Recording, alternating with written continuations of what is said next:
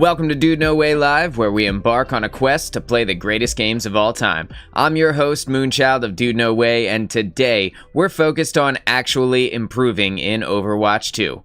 Today we're going to be rolling through a list of actionable things that you can do to take your game to the next level, make yourself a better player, increase your game sense, increase your awareness, and then just in general, win more fights, win more games here inside of Overwatch 2. It's going to be a long list. We're going to have a pretty decent sized show today, and we're going to be playing some as well, but for the majority of this, we're going to be talking mainly about the things that you as a player can do to actually improve yourself and your game here in Overwatch 2. And the very first thing on our list is watch your gameplays back.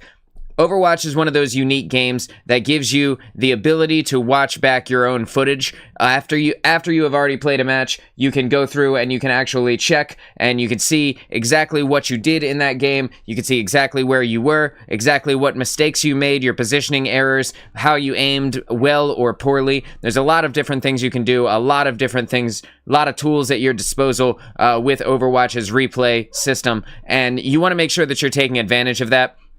Watching your gameplay back is actually one of the most important things that you can do if you are actually looking to improve, because you don't notice the things that you're doing, all of the mistakes that you make inside of a game, until you have actually sat down after the game is over and you're not living in the moment of the actual fight at the time. When you watch it back, I promise you, you will see things that you did wrong. You will see mistakes that you made, errors that you had, places that you could have been, and with the ability to zoom out of your character, go into third-person view, take a look at the map and the game overall, you're able to look through the eyes of your enemies. There are so many different tools at your disposal here, and the main thing that you want to keep in mind is that it is okay to make mistakes. You will make mistakes. There will be times when you run into a situation where you see how you could have played it better, and those are important to keep in mind, but if you're one of those people who forgets these things,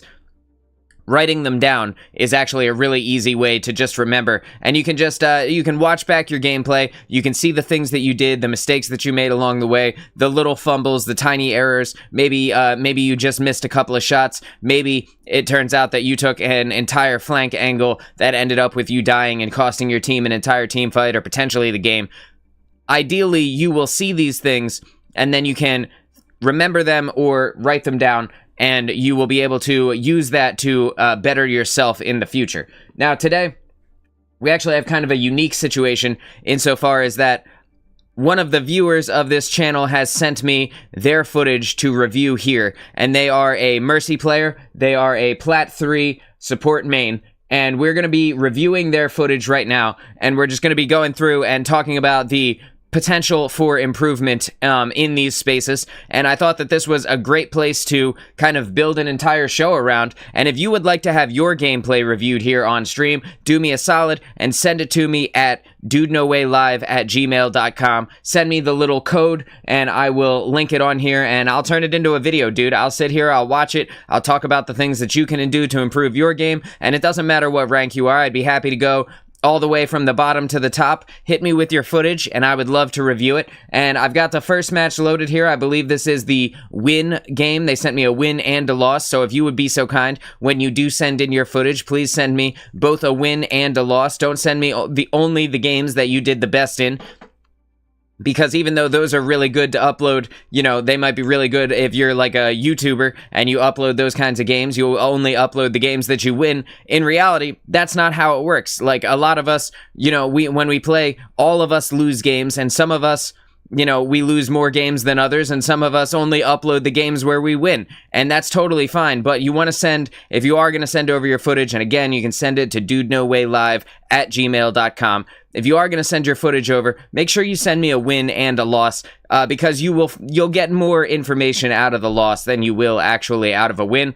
So I've already got this match loaded up here. We're going to go ahead and hit view, and we're going to open it up and just see how it goes. Okay, so we're here on Circuit Royale. I'm gonna pull up the player list here. I am looking for our support character. I'm just gonna swing on over. Sorry for the sound cutting out. Looking to see if I can figure out who this person actually played. Like what their character name is. Because it is not actually included here in the... it's not actually included in the email. So this is going to be a little bit more difficult than I originally thought. Okay, so we know this is the W, right? So I'm going to go ahead to the end. And then we can deduce from there which is the actually we can look at the two games here, and we can figure out based on the supports that are present in the two games. So we're just gonna skip all the way to the end real quick so that I can figure out who I'm actually supposed to be looking at, because it's gonna be pretty difficult for me to know who I should even be checking out here if we don't know who wins and who loses, or which character I'm supposed to be looking at. Okay, so we're just gonna take it all the way to the end, and we're looking at who is going to win. Okay, so the blue team wins. I'm going to assume that it's probably Deadly Duck, but just in case, we're just going to leave this game, and I'm going to grab the loss here, and then we will we'll figure out which of these two is the same. Again, this is please include your character name or your Overwatch account name when you do send in your footage, because that'll make it a lot easier for me to figure out who I'm supposed to be looking at. Okay, so here we go. Okay, so it's definitely Deadly Duck. All right, cool. All right, got it. All right, so we're gonna leave this one. We're gonna start with the win, because I feel like the win is an easy place to start. Want to make sure that we're doing Deadly Duck some justice here. Bang. This replay already exists in my list. So it does. So it does. But where is it? Imported. Here we go. Okay. And this is the one. We're going to pull up Deadly Duck. Bang. We're going first person here. If we do this right, they won't Perfect. know what happened. Now, originally I had thought that they were only playing Mercy in these games. But the fact that they're not is actually better for me. Because I don't play Mercy that often, and I haven't played Mercy in a long time. And while I could give actionable tips on Mercy, there is only so much you can do as a Mercy player compared to a player like Kiriko, who there's actually a much higher skill ceiling in terms of the things, not only just the things that you can do, but the aim that you actually need for a character like Kiriko is a little bit higher than a character like Mercy, because she has a critical multiplier, right? So...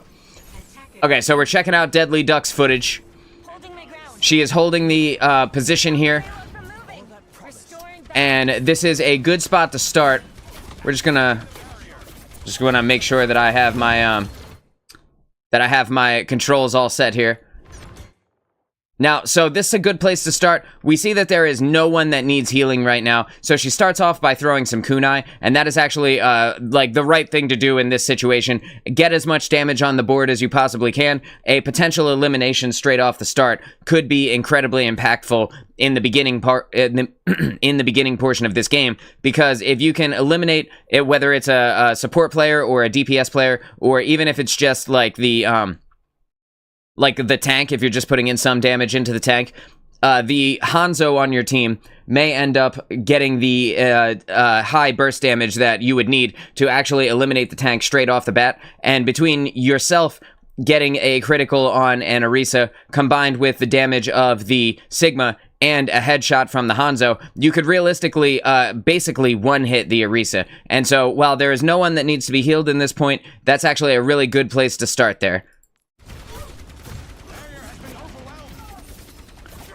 So we can see that she's low, and the Orisa backs around behind the corner. One thing that I am noticing here, and I'm just gonna back up a little bit. How do I back up? That's third person, and let me see, free cam. Here we go. Okay, so one thing that I am noticing with your group here, and now how do I move it? I guess like this, right? Is that your Hanzo seems to have taken the position. His high ground position is no longer relevant, and where you are still standing in the spot that you are standing, the Hanzo has made a mistake already, and this is going to make you have to work harder to make sure that you can actually get the team completely, taken care of. I'm not seeing your other support. There's your Life Weaver. Okay, so Life Weaver does have the Hanzo covered, but this Hanzo is making your life harder by jumping down out of his high ground position, and you might not be able to see him from your current spot up here on the bridge, but as soon as the Orisa backs around the corner, for whatever reason, Hanzo jumps down, and your tank, Sigma, starts taking damage, and I'm noticing that you immediately swap over to the healing, which is great, which is exactly what you want to see straight off the jump. I'm still trying to figure out how all of this, how all of the controls work on a second-to-second basis, so bear with me here. Okay, now, is there an easier way to play? I don't think so. Okay, so you look behind you, just getting a view of the team, making sure nobody's critical right now, and that's looking good. Throwing a couple of kunai out to the Tracer, that's totally fine. I don't know that you necessarily needed that Suzu in that moment. Now, the Suzu is incredibly impactful, and it can save someone like a Widowmaker from a diving Echo, and you can hear that the Echo shots are kind of coming off to the side here. The Suzu is incredibly impactful, and it can cleanse the sticky bombs off of the Widowmaker and potentially save the Echo's life in that moment. But did you necessarily need it? It's hard to say. It didn't look like the Echo had actually attached most of her stickies to the Widowmaker, or if she did, the Widowmaker was not actually low health there. So hopefully you don't end up needing the Suzu. I'm going to assume that you won't, but on the off chance that you do, just try and be as kind of easy as possible as you can with using the Suzu. Kind of save it for the moment when you think you might really need it, because it does have a rather long cooldown. So you can see that your Hanzo is getting low here, and you're doing the right thing, keeping everybody up. The Hanzo was able to get the Echo out of the sky, which is great for your team. You can see your tank is up there kind of around the choke a little bit, maybe standing a little bit too much in the open there, potentially needing more healing than he realistically should. Now he's kind of playing the corner a little bit, throwing out the kunai. That's a good thing right there, because you never know what could land. You might end up getting the damage that you need for your team. Okay, so in this moment, the Tracer comes down beneath you, and the Echo is shooting you up to your side right now, right? So in this moment, the main thing that I would anticipate that you should do, or that you might want to do, let's see, free cam here, and you can see the Echo came over this building here, and she's trying to get you from the side here. The main thing that I would anticipate that you would do is just kind of go inside of this building. And by going inside of this building, you reduce the Echo's ability to dive you significantly, because you take away her ceiling. And when the Echo doesn't have a place where she can jump up to, that makes her life a whole lot harder for her to actually get to you. And from here, you can kind of play this doorway, and you can kind of peek out and just throw over this, how do I raise this? Is there a way that I can raise this? I'm pressing all of my buttons, hoping to find the actual control that I'm looking for. Hang on. Just let me see. Let me just make sure. It doesn't look like I can fix this in the way that I want it to. Free cam. I still have it on free cam. Okay, well, you can kind of peek in and out of this doorway and throw the heals down onto Sigma. And then also, dueling the Tracer is potentially going to be a better use of your kunai time, because the Tracer is on kind of like a level playing field with you, where the Echo being in the sky is going to make it extremely difficult for you to actually utilize the damage that you can put out, whereas the Hanzo can utilize his Storm Arrow and potentially pick the Echo right out of the sky very quickly with only the use of one cooldown. Flo, what's going on, man? It's good to see you. We are reviewing some footage right now. We're talking about how to actually improve, and tip number 1 is reviewing your gameplay. And we have a viewer has sent us in their gameplay footage, and we are reviewing 2 games here from a support main in Plat 3, and right now we are at the start of the match. I'm probably talking more than I need to off the start of the game, but this is my first time ever reviewing footage, so I'm gonna, I'm trying to give all the tips that I can, all the helpful tidbits that I can. And you can also see that this Echo is low health, so potentially the Hanzo or even the Widowmaker might just be able to put like a little tickle on her and be able to finish her off completely and eliminate the threat entirely. But right now, your Hanzo is probably going to need some assistance with this Tracer unless he has some incredibly cracked aim. Let's find out. Just gonna go back to first person. So you do go into the building. And you're getting the Hanzo up. Bang. So you didn't end up needing the Suzu until you had it up again, so that's good. And now you can see that your Sigma is getting extremely low health here. You did a good job. You did a good job trying to keep that Widowmaker up. Unfortunately, there's only so much that can be done about that. The Widowmaker should have turned in that moment and assessed the threat a little bit more clearly. If we just, if we look at where her positioning was, I'm just going to back up just a few seconds there. Bang. You can look at the Widowmaker. You can see that she is, like, aimed up maybe on the Tracer, or maybe not even potentially on the Tracer, maybe looking at where the Tracer just was. She didn't need to be in her scope at that moment. She could have been firing her assault rifle and probably saved herself, or even just continued to back up. But you did the right thing by trying to heal her. So right there, if the Tracer had not aggressed on you, and I'm just going to back up here. I'm just going to back up to the spot where the Tracer comes along the side here. So in this moment, this is what I was talking about earlier when you threw the original Suzu onto the Widowmaker to cleanse off the sticky bombs. We end up using the Suzu to cleanse the anti-heal, right? Right there, we use the Suzu to cleanse the anti-heal. But then a few seconds later, you end up needing it to get rid of the Tracer's pulse bomb. And that is just like an unfortunate turn of events, right? You couldn't have predicted that that was going to happen, because it's tough to say, hey, the Tracer will definitely have an ult, 1 minute into the game or whatever it is. But like I said earlier, the more kind of picky you can be about times when you actually utilize your Suzu, the more often you'll have it up for situations like this. Did the anti-heal necessarily need to be cleansed off?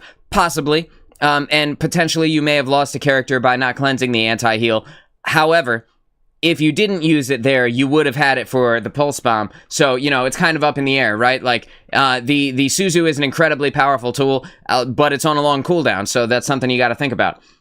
You said you should review your VODs? Yeah, dude, definitely. And if you ever want me to review your VODs, you can send them to DudeNoWayLive@gmail.com. And if you guys are watching this and you would like your VODs reviewed, send it to DudeNoWayLive@gmail.com. And make sure you put in the description what your character's name is, so that I can potentially not like spectate the wrong character here. Now, that is an unfortunate turn of events insofar as that you and Hanzo are both gone from the pulse bomb. But it is going to happen. At some point, the Tracer Tracer generates ultimate pretty quickly, so it's going to happen. Sometimes you're just going to have those moments where you can't save everyone. And that is one thing. That's one thing as a support player. Hang on. That's one thing as a support player that I want you to keep in mind, is that you cannot save everyone. And you have to be choosy about where you go and where you invest your resources, because of the fact that you can't save everybody. Like, the idea behind support, right, is that you'd love to be in every place at every moment, dropping the heals on everyone who needs it, but that's just not realistic. And ideally, saving yourself is usually a better call than saving pretty much anyone else, unless that other person is another support or the tank. So we can see that your Widowmaker here is dueling this Echo, and if the Widowmaker picks her out of the sky, that'll be really good for her. But if not, potentially the Echo could get a lot of damage, or even maybe kill the Widowmaker straight off the spawn. And this is a case of the Widowmaker having moved up too quickly. If the Widowmaker had waited for your tank to spawn, and you can see that your tank is just coming out of the spawn now, I'm just going to pull it into free cam. We're just going to back up here, and the Hanzo is also here, just asking to be picked by anybody who is pushed forward, whereas the Sigma, and I still haven't figured out how to turn this around, so if you guys know how to actually rotate the camera inside of this, you guys let me know. There it is. I have to drop the bar here before I can actually rotate the camera. But the Sigma is melting, and and also is still coming out of the spawn. So if the Hanzo had waited a goddamn second, and the Widowmaker had waited a goddamn second, they wouldn't be getting attacked by this Echo right now. They could have waited in the spawn, potentially saving their own life, and you wouldn't have had to go into panic mode to see, like, oh my god, can I get the heals on this Widowmaker before she gets got? And the Echo would have had no one to attack because you guys would have been safe inside the spawn door. And first person. I'm figuring out the controls quickly. You know, we're getting the hang of this pretty well here. Eventually, it'll be easy. So you were able to keep everyone up. And you can see now.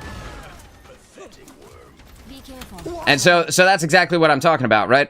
The Sigma comes out of spawn and absolutely dumpsters the Echo in 1 second. Literally took him no effort at all. And that could have been all of you just putting one hit in on the Echo all at the same time. And by all of you, I mean like the 2 DPS and the Sigma himself could have just put one hit in on the Echo, and that would have been the end of her, and then no one would have been close to dying. But that Widowmaker decided to get a little overzealous, and so did the Hanzo, and because of that, the Widow almost paid for it with her life. So we've got Tracer Tracer's being a little bit crazy.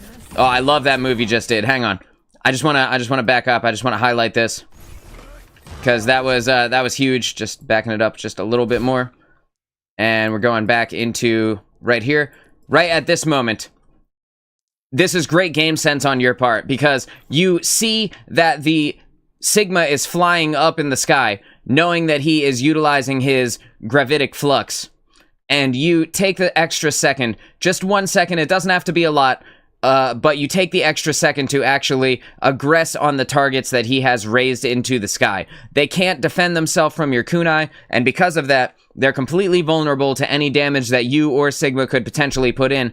And if you just hit one shot, or if Sigma just hits one shot on whoever he has raised up, 9 times out of 10, Sigma will get the kill when he slams them down. And this was incredible game sense on your part to stop healing and start just getting a little bit aggressive just for a second on the targets that couldn't defend themselves. That was really good. Really solid. Okay, so right now, Sigma has overcommitted. He's overplayed his hand a little bit by standing down there on the payload. There's really no reason why Sigma needs to stand down there, because if I go free cam here, just gonna turn this. If I go free cam, you gotta ask yourself, where is Sigma's cover? It's non-existent, right? Because Sigma's standing right in the middle of the street. He's standing directly in the face of the Orisa. He's standing directly in the line of sight of the Ana, and while she is blocked off by his kind of stupid-ass looking barricade that he's erected here, he put himself into a really bad position and potentially could have gotten himself killed. And while you are in a great place to heal him, he could have easily played around this corner right here and not actually put himself in a place where he would instantly be killed if all of the enemy DPS along with the Orisa were kind of coming around this corner at the same time. That could have been the end of Sigma in like 1 second. So Sigma overplayed his hand, and now you have to play catch up to kind of defend against him, and that's not great. You don't love to see that one, but let's see what you do next. I went back a little bit too far. I hit the back 20 seconds button. That's alright. We're just gonna play it from here. And you can see that's that moment where the Widowmaker almost eats shit because she overplayed her hand. And here comes your incredible use of kunai. Very good. Very solid. And, okay, so here's where Sigma is overplaying himself right there.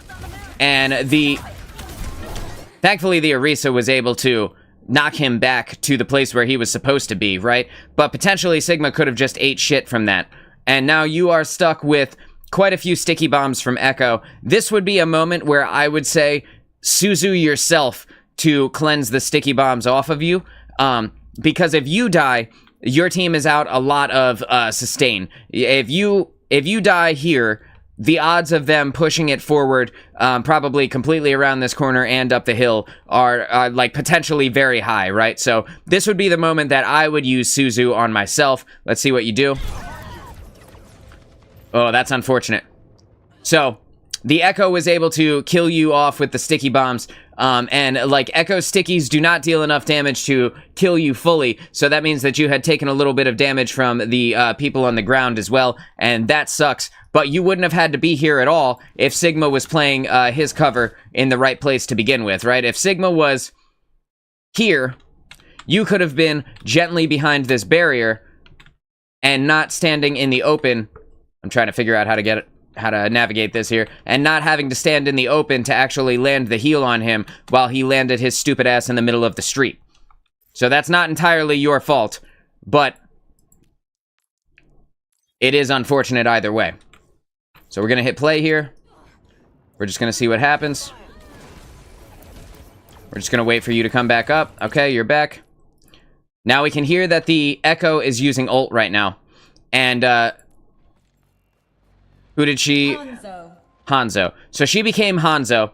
And with Echo being Hanzo out there, right now you should know that the Sigma is about to take a fuckload of damage, and there's nothing that anyone can do about it. Because the first thing that Echo's gonna do as Hanzo is she's gonna hit Storm Arrow, and then she's gonna Storm Arrow Sigma in the back of his stupid head. Let vengeance consume you. That was incredibly lucky that the Sigma didn't immediately just die, but she did utilize the Hanzo ultimate to send the dragons straight over into where your backline is sitting, and inside of the dragons we can see the Tracer is about to come through and probably attack you now that you're here, although her target was probably Hanzo at first, or Sigma at first. You are definitely going to be drawing the attention of her by appearing behind Sigma now, so let's just see what happens here. And there it is. The Tracer comes up and starts attacking you. You can see that the Orisa is also shooting in your direction now. And you can also see that the Kiriko, because no one is damaged on her team, the Kiriko is also looking at you, getting ready to throw a kunai, and you have no cover other than Sigma's barrier. And right now, with the way that you looked down a little bit right before I paused, I'm pretty sure you're about to throw a Suzu at your own feet, which is what I probably would have done in this moment too, because when you teleport out into the middle of the open, sometimes it's a gamble. You know, it's up in the air whether or not you're about to come into, like, a safe place, or whether it's going to be World War III out there. So let's see what happens. Right there, possibly, potentially, if you had Suzu'd yourself, you might have lived for at least another second, but you can see that and I'm just going to move over here. You can see that the Hanzo and the Echo, or the Tracer and the Echo, who is duplicated Hanzo, are both right behind you. So it's very unfortunate. The amount of damage that you would have taken in that moment would have probably been too high to have saved you anyway, even with the Suzu on yourself and your teleport was on cooldown there. But they're now going to take out your Life Weaver. And it looks like, if we look in the top right corner, you had actually died to the Orisa, which I had said was looking at you now that you had teleported out and were kind of standing out on the other side of the barrier. That is unfortunate. I'm just trying to aim myself up here.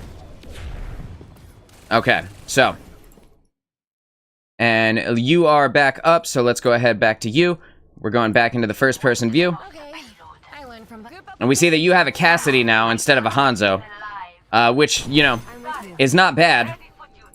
Is not bad, but potentially Hanzo may be able to get a little bit more value even than Cassidy in this situation, because if Cassidy gets rushed, there's nothing that he can really do about that. So, like, Hanzo can climb up to the high ground positions here inside of the building, the casino, but the Cassidy is kind of just ground-based at this moment, so it's going to be very difficult for him to duel if the Orisa doesn't let him kind of take free space here. Then the Cassidy might have been even a worse pick for your team than the Hanzo. And it looks like your Sigma also swapped over to Zarya, which I'm not certain is a pick that I could get behind, although Zarya is pretty decent against Orisa. Sigma has more mitigation tools, so we'll have to see what happens. I don't think that Zarya is necessarily a much better pick against their Tracer either, when you consider that a Sigma can do most of a Tracer's hit points in a single hit, and the Zarya needs to be charged up for that. So, but we're gonna have to see. Let's find out. So you see your Cassidy is moving forward. And you can see their Echo is being very disciplined in this moment. She is waiting for the entire team to get up to the spot where the door is opened. And this is kind of the opposite of what we saw when your team spawned in, 2 deaths ago. Insofar as that your team, the Hanzo and the Widowmaker, both ran out to try and get picks immediately. Whereas you can see the Echo is waiting potentially even will wait until the entire payload gets up there, is waiting for her team to come up so that she has backup and doesn't take a fight that she can't win. Group up here. You can see she's still waiting. Incredible discipline from this Echo, and you're doing your best to try and keep the team alive as they go into what is very much a losing situation, walking out onto this point. And I know that they want to contest right here, but no one is dead. So the Cassidy has no business being out there at all, and he puts you in a situation where you have to try and pick up the pieces in that moment and try and save Cassidy potentially from himself, right? Let the Kitsune guide you. So you're gonna let the Kitsune guide you here, just tossing out the kunai, and that's not a bad way. That's not a bad way to start it. But one thing I just want to go just back just a little bit. Because as you start throwing the kunai, one thing that I can point out right away is that your aim is just a little bit too low. So you're kind of aiming at like chest level, where the kunai itself has like a massive critical damage multiplier. So just when you peek around this corner, just remember to aim up just a little bit higher with your kunai. And I'm just gonna, I wish I could play it in slow motion, but you're gonna see right there, you're kind of throwing at the chest, and while you do end up snagging the kill there, a headshot could have potentially eliminated that Arisa. So something to think about, right? And you're doing a great job keeping the team alive. By using your teleport there, you eliminated the possibility of the travel time between your Ofuda and Zarya hitting. You eliminated the travel time and potentially reduced the risk of her dying to the actual, the like split second that it would have taken for them to have reached her. But that being said, you are now in a position where if you need an escape tool, you don't have one and you're getting dove by Tracer. So hopefully you don't end up needing it.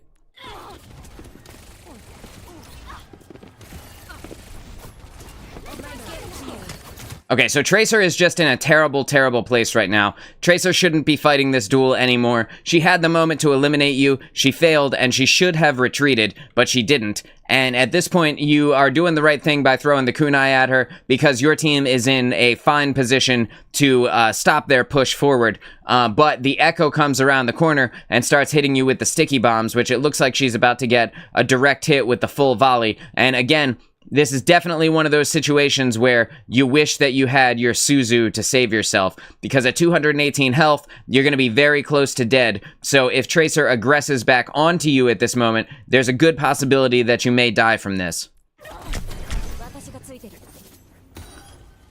Thankfully, your Life Weaver was there to take care of that, and you didn't end up needing an escape tool.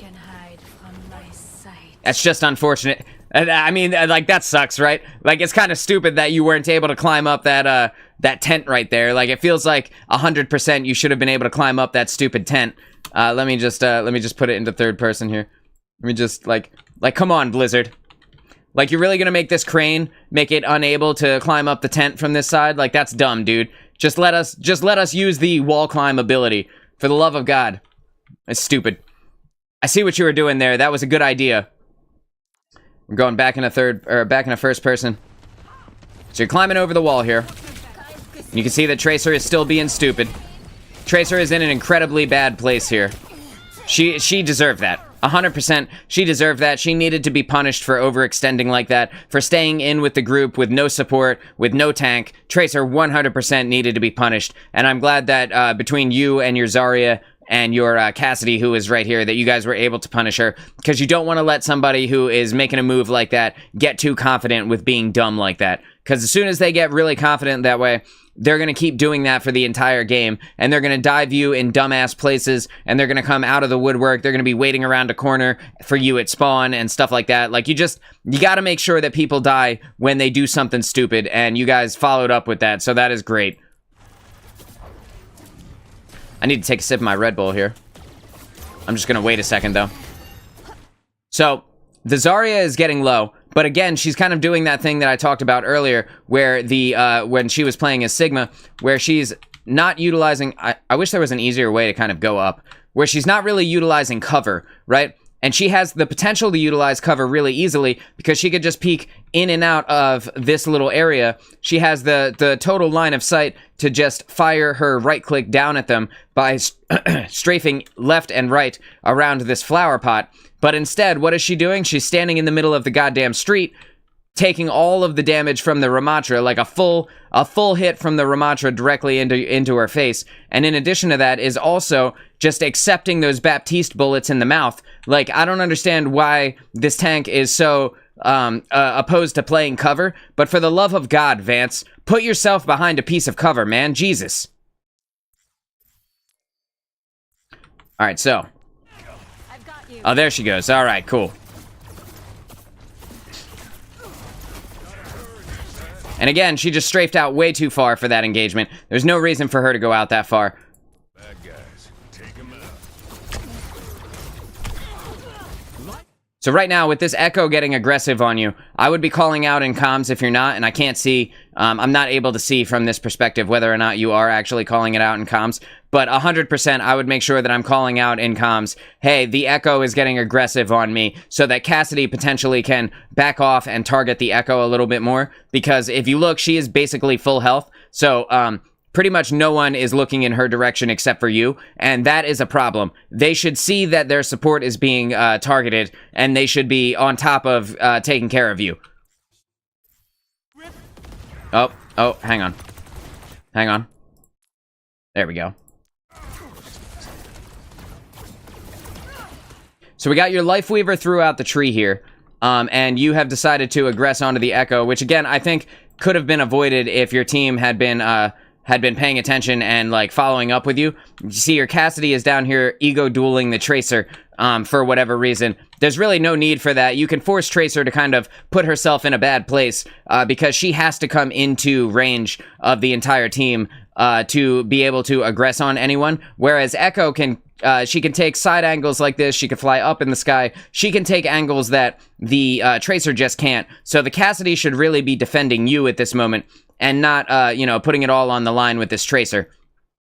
But you can also see that while the Tree of Life has come out, and that is great for both you and the Life Weaver, who are within range of the actual pulse of the tree, fucking Vance is over here rushing the back line, trying to kill the Baptiste, and trying to get his kills out on the Ana, follow up on the Ana afterwards, with 0 heals and 0 support, while also line of sighting you with the Ramatra barrier. And this tank is, like, this tank leaves a lot to be desired. I'm just gonna say that. And, like, let's hope to God that they actually get the kill here, because they've put you in a situation where not only are you not defended from the thing that's actually attacking you, but to even get to the tank, you would have to climb either over this wall or teleport to her, and then potentially put yourself directly in the line of sight of the Ramatra. This is a lose-lose situation for everyone involved.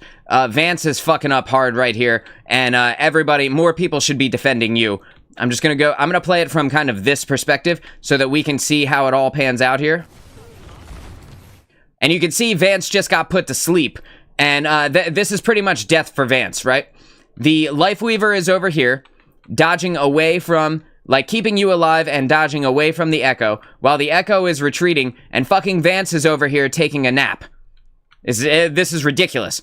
You see the Baptiste, who the Zarya was actually diving on, or chasing down, I should say, threw down his immortality field, so now there's absolutely 0 chance that she will actually get the kill here, and she's waking up from a nap, while all 3 of these characters are targeting her at the same time. So I'm pretty sure your tank is about to die. Through no fault of your own, mind you. This is not your fault. It's not your problem that Vance doesn't know how to play cover and overcommits to engagements with 3 people standing in their face. The only reason that Vance survived is because she had ult, right? That literally the only reason that she survived. Because if it had been any other situation, the Ramatra would have gone tank form, and the Baptiste and the Ana would have pummeled like 2 shots into her, and that would have been it. That would have been good game.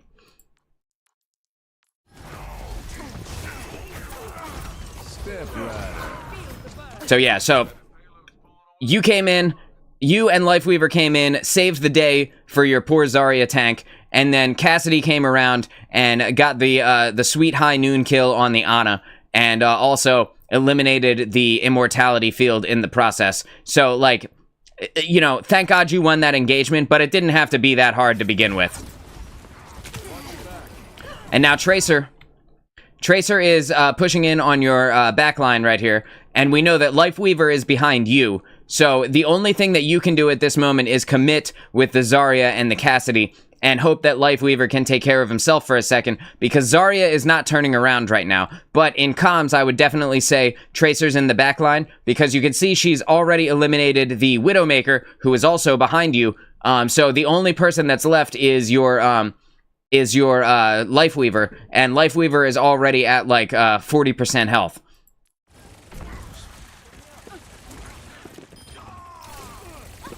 This is a good opportunity for a Suzu.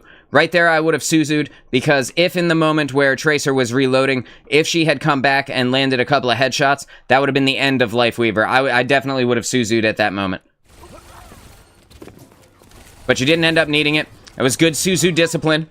I would have, you know, I potentially would have fumbled the football right there if I had thrown the Suzu.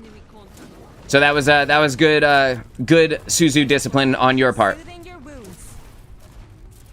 We can now see that your Widowmaker is coming back from the spawn, and the Echo is getting too aggressive, but is actually standing in front of the shield from the Ramatra to keep herself safe. So this is strong play by the Echo, and we can tell that this Echo is a DPS worth their salt because of the way that they're not overextending into engagements.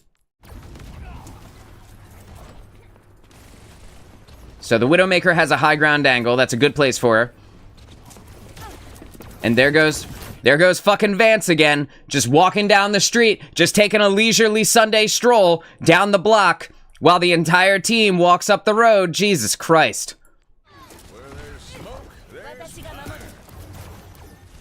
And the crazy part is, this is the game you win.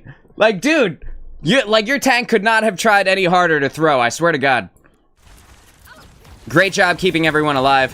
Good job throwing a little kunai action in there. I like that. Okay. Right there, I think maybe you got, you threw maybe one or two too many kunais. I probably would have backed off as I saw that the Echo was kind of coming in over top of us, because potentially it could be, as a support player, you are normally the person that Echo is going to target.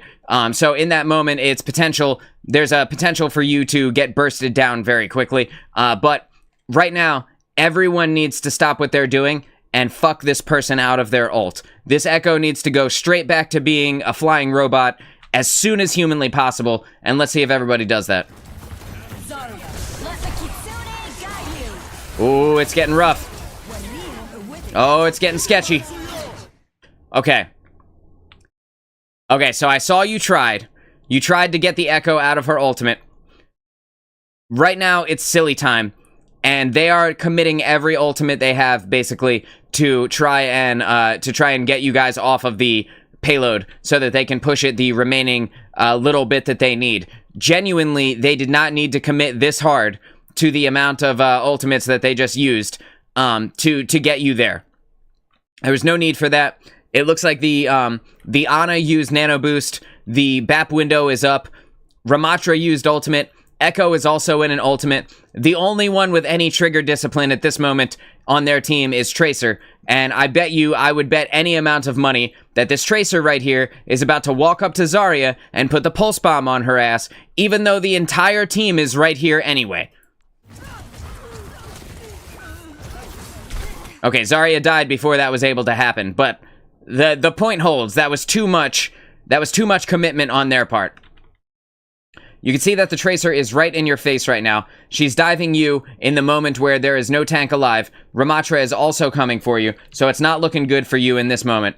Like, at this point, you can expect that a pulse bomb is about to be landed on you, and there's just nothing you can do for poor Cassidy. Cassidy took the wrong turn at Albuquerque, and he is about to get destroyed. There's nothing, no one can save him now.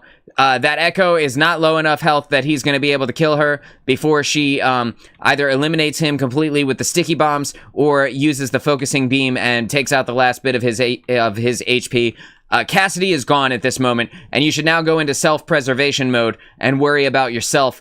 Drop the Suzu at your feet and survive. That's what I would do. That was a good teleport. The fact that Tracer didn't finish off the kill on you is indicative of Tracer not being good at aiming. Whoa.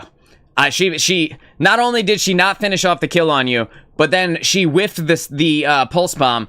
Yeah, so it's a sad day to be Tracer, right? And then she gets killed by your kunai. That Tracer absolutely destroyed herself. You know, she should have checked herself before she wrecked herself, and instead got wrecked by you.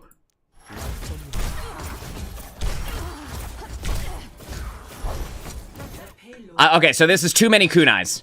While I appreciate what you're doing here, I appreciate what you're trying to do, finishing off this Ramatra, it doesn't look like other people are here really attacking this Ramatra with you.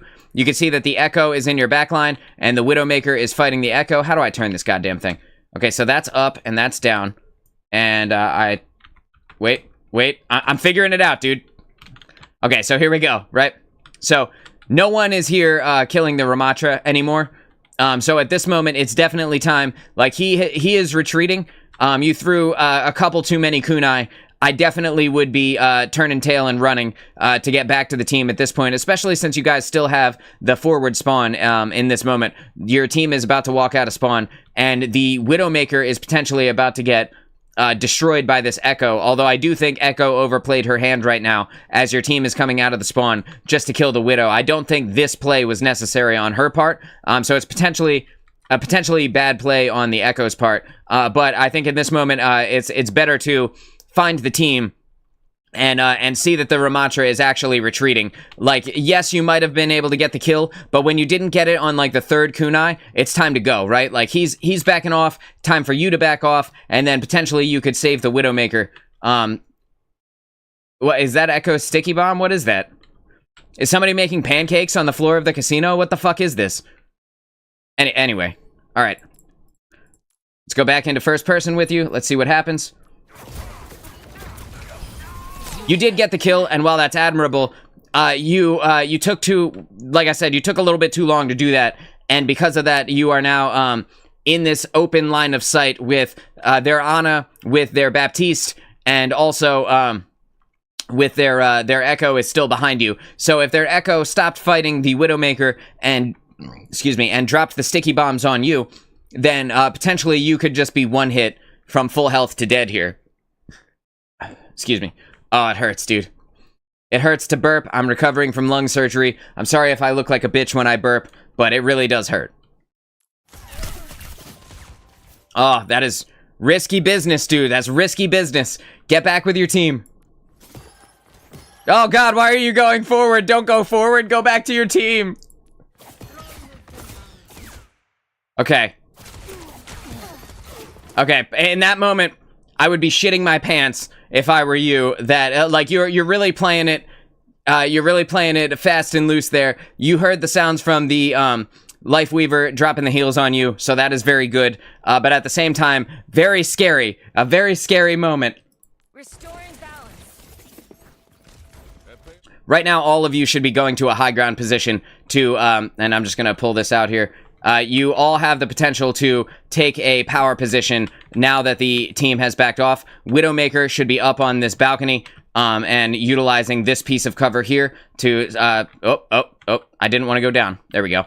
She should be utilizing this piece of cover here up on the balcony to snipe people that are coming through the doorway while keeping herself safe. Cassidy should be walking around up these goddamn flight of stairs right here so that he can shoot people as they come through the door right here through this opening. And Zarya and Lifeweaver could put a pedal under you and him and lift you both up to a high ground position where you could both be safe, right? Like if you are here or here on the stairs, potentially you are both safe, or even just back here with the Widowmaker. And it looks like Widow is figuring out what I'm talking about here, so that's good. In this moment, while the enemy team is gone, you have the opportunity to take a power position. And I'm just flying this goddamn camera all over the fucking place, dude. I'm sorry. I swear to God, I will figure out how to control this thing eventually. But anyway, so while the team is resetting, you should be taking this moment to take a power angle on every possible curve here, so that you can cover all of the places they could potentially come in. And first person, and play. Sorry, I didn't mean to detach it from you. But I just wanted to laugh at the fact that you're still throwing the kunai. I appreciate your aggression. I really do. You know, I don't necessarily know that it's needed, but no one needs to be healed right now either. So, you know, potentially you get a kill and stagger somebody. There's nothing wrong with that, except for the fact that you might just get picked. You could just potentially get picked by a Baptiste coming in with either the Echo back here or even like some headshots from Ramatra. It's a scary situation to see you doing this, but you know, take your shots where you can. There's nobody that needs to be healed really right now, and if you're not taking the power positions, I guess this is like the next best thing you could potentially do. I'm gonna take a sip of my Red Bull. Hang on.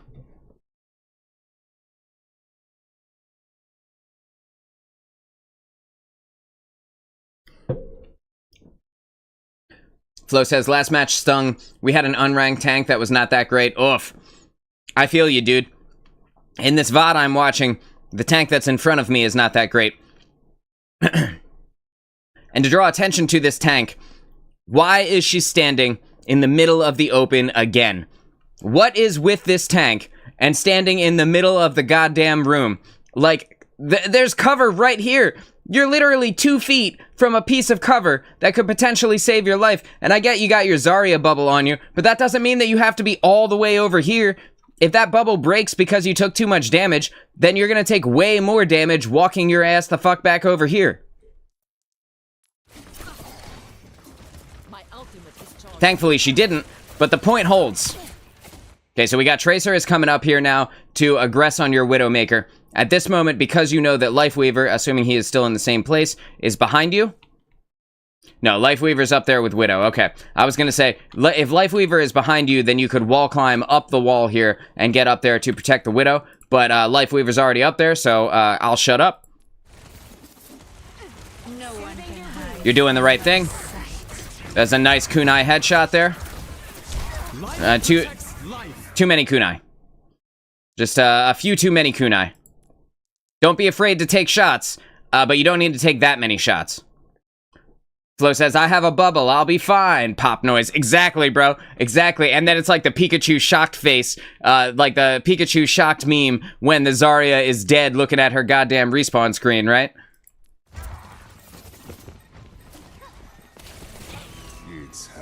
I keep, okay, so when the thing is playing, if I left click, instead of it pausing, it detaches from first person view, so I apologize that keeps happening. But we're just gonna back it up 20 seconds. Okay, so we're watching the tank commit to an angle she shouldn't be. They finally started to figure out how to use cover there for a second. Now she needs to be backing up around this corner. You're doing everything you can to save her though, so I have no problems really with what you're doing, except that maybe you could have thrown a couple less kunai. No one can hide. Right here, this is when I was talking about. Okay, right now, things are getting scary, and Lifeweaver pops his ultimate, which is good for you and Zarya, but it's not going to save the Widowmaker. And you, being the intelligent player you are, figure out that the Widow's getting dove and immediately turn to heal her. So that was a dope move on your part. Ooh. So you just let me see if I can pinpoint why you used the Suzu there. Maybe you saw something that I didn't. Okay, so she's getting pushed on by the Ramatra, right? I'm just watching, I'm keeping an eye on her. You heal up the Widowmaker. And right now, I don't think you needed to teleport at all. I think maybe you teleported because you thought the Tracer maybe was gonna drop down on you. But Step right up. right there, potentially. Okay, so just let me detach here. Boost viewers for free. Hey, thanks for that. I don't need to boost viewers. I've got plenty of viewers, but I'm gonna go ahead and add you to the blocked list in my chat. What was my rank in Overwatch 1? I played for like the first couple of seasons in Overwatch 1, and I made it up to plat. I believe is what I stopped at in Overwatch 1. And then in Overwatch 2, when I came back from Season 1 and Season 2, the rank system was all fucked up. But potentially, if I wanted to be a top ranked player, I would just put in enough time, because I'm one of those people who just has enough hours to put into the game. I could literally sit here and grind ranked all day, every single day, and like there would be no one who was telling me I was doing a bad thing, right? So like potentially, if I wanted to be in the higher ranks, if I thought that like, I don't know, would make me feel better, or like I would have more fun there, it's really about how much fun we're having, right? But if I wanted to, I could put in the time. Whether I have the essential mechanical skill to get to like a GM level is another topic entirely. But I could definitely at least get to masters. And the amount of time that I put into the game is directly representative of how much fun I'm having. So as soon as I stop having fun, I'm just gonna stop playing. And like, I was top 3% in Destiny 1. I played Halo competitive for years. I played Halo 2 and Halo 3 competitive for years. I played Call of Duty competitive. I was super competitive in all kinds of first-person shooters for like the last 17 years. So like, all I have to do is put in enough time. I just have, no real desire to dive into Overwatch ranked that hard, because there's nothing to aspire to except for like the higher number, right? So like the idea of playing for a long time just to get to the point where I'm like a GM or something like that, it only really matters if I'm making money off of that. And like, I only play games that are A, fun, and B, I can make money off of at this point in my life. So it's like, it's tough for me to say, like, yeah, that's definitely something I would want to commit to. Although I do want to actually do it now that I know that comp is like in a much better place than it was at the start of Overwatch 2 coming out. And then like Season 2 was also just destroyed, like ranked. It was so stupidly broken. I have no idea what Blizzard did to it. But yeah, now that I know that you've told me and other people have told me that the ranked experience is better, I am looking forward to actually diving in, though. 100%. I got way more hours on quick play because I don't always like try-harding. See, I'm the opposite. I love to try hard. That's my favorite. I love to play super duper hard, but it also needs to be fun, right? And like, the one thing about ranked that it has, which I think is kind of like less fun than actual quick play, is like in quick play, you potentially have the wider range of skill, and in ranked, you don't have a situation as often, right? Occasionally, you're going to run into those unranked to GMs situations where people are like, well, I'm doing a YouTube video, or like I'm doing a series for YouTube or something like that, right? But in quick play, you have the potential to face much higher ranked people than you. And when you face somebody who is way, way better than you can get way more insight watching what they do and learning from that than you can from actually playing a bunch of people who do the same shit that you do all the time. So like, when I play games, I want to face the best of the best people, because I will pick up on what they do very quickly. I may not be able to emulate what they do very quickly, but if I put in enough hours and I see it enough times, I will figure out what they're doing to succeed, and I will be able to like take that and use it to my advantage eventually.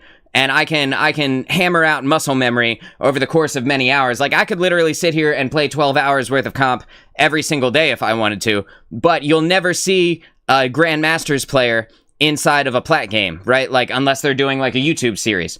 So that's something to think about. Like, the fun part about comp for me, or the fun part about quick play for me, is the varying skill levels. And while I do like skill-based matchmaking to an extent, I only like it to the extent that, like, I care about ranking up. Where, like, in Halo 2 and in Halo 3, I liked playing in the more competitive aspect of the game, because, like, I wanted to get rank 50. Like, for example, rank 50 in Halo 3, that was, like, the thing. That was, like, the reason why you played, right? You played to get to 50.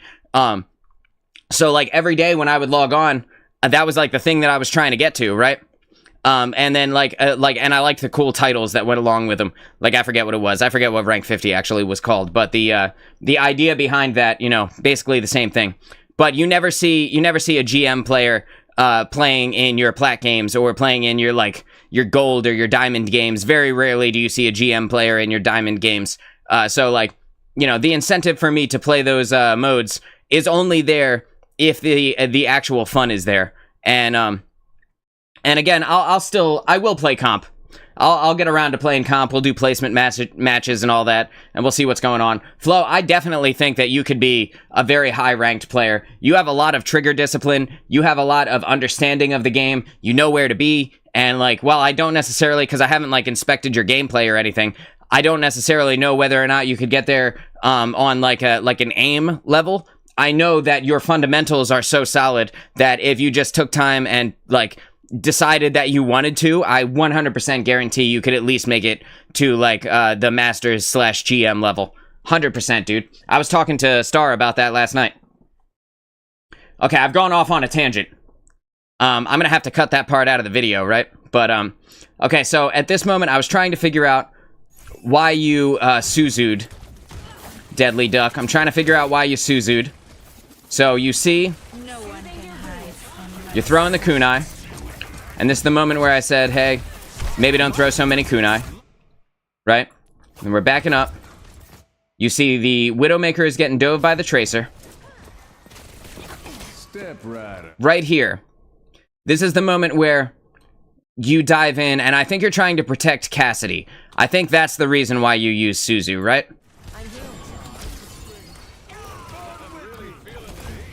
Got it. Okay, so, and in that moment, you were Suzuing to protect Cassidy during his ultimate to make sure that he could actually follow through on the high noon, right?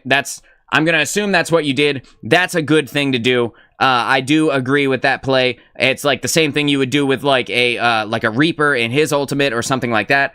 You're just using it at that moment to ensure that value is gotten, and we can see up at the top here that not only did he get the Ramatra, but he also got the Ana, which means that their push is done. Their push is over. But before we move forward, I gotta know, like, what the hell is going on with Cass in this moment? Bro, Cass. My guy, you don't look so good. Go home, Cassidy. You're drunk. Okay, so you see Tracer is about to come up on him. Echo is also diving him at this moment. And I think, potentially, the Lifeweaver may have destroyed your Cassidy's play. Even though he was able to get off his high noon, I think that your Lifeweaver may have potentially killed the Cassidy by lifting him up on that flower. Let's find out, right? We're gonna watch the kill feed here. Oh my god. You came in with the save. You saved Cassidy. He definitely was about to die. 100% he was about to go down. Like, there is no question in my mind that Cass was about to eat shit by getting Chinese finger cuffed from the Tracer and the Echo at the same time. You saved the day right there. There is no need to ego duel this Tracer. You have already sent her packing. You can turn around and either utilize your high ground position still or drop down with the Cassidy. There's no need to follow up on this. I appreciate you trying to get the kill, though. And if you do get the kill, I'll shut up.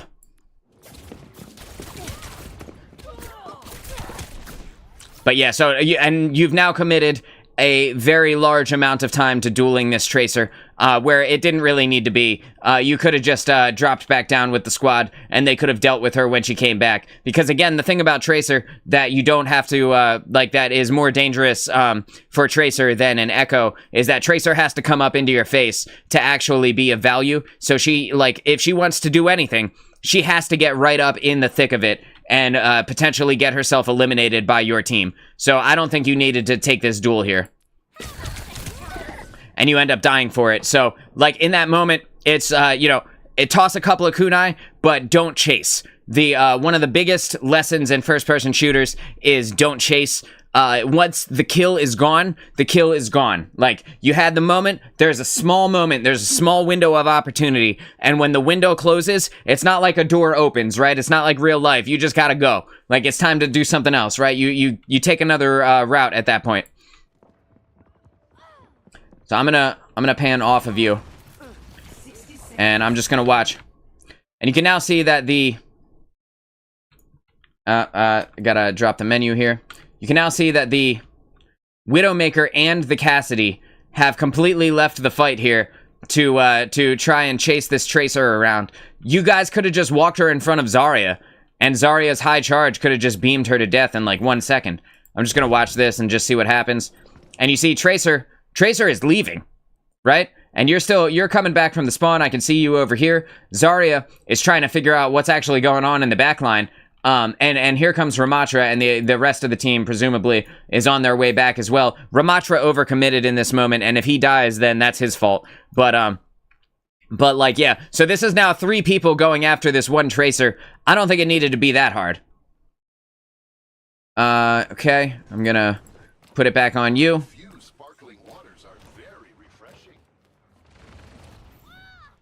And we finally got her, thank God. And actually, the team kind of, without even realizing they were doing it, they kind of found their way back to you, thank goodness. Thanks. Draw strength from nature. Okay, you're doing the healing, This is good, all of this is good. Right now, you're getting close to ult. So what I would like to see, potentially, is as you're closer to ult, I would kind of like to see the Lifeweaver kind of look at your ultimate charge. Like, in this time, he had plenty of time to pull up the scoreboard, right? And look to see who was closer in ultimate, either you or him. And in this moment, while people are only a little bit damaged, I would like to see him stop healing people so that you can generate enough ultimate charge to get to your Kitsune rush. And in that way, you guys have a better chance of winning the next team fight. But I don't think he's thinking that far ahead. But as a support player, something that is not an often utilized tool is you can check the scoreboard and just see who's closer in ult, you or the person next to you, the support next to you. And if you're closer, then you should be the one healing the light damage in between fights. And if he's closer, then he should be the one healing the light damage in between fights. And you take that moment to take a power position. And otherwise, he takes that moment to take a power position, right? And that's kind of like an underutilized tool for support mains. Make sure that you check, like, is your other support close to ult? And if they are, stop healing and let them get it. And vice versa. If you're close to ult, you can even say something to your support. Hey, stop healing so that I can generate enough ult charge. And then that way you'll have your Kitsune rush for this next team fight. Because they're already here. Right now, you could be popping Kitsune and winning this straight off the jump before their Baptiste and their Ana over here on the side make it back to the fight entirely. You know what I mean?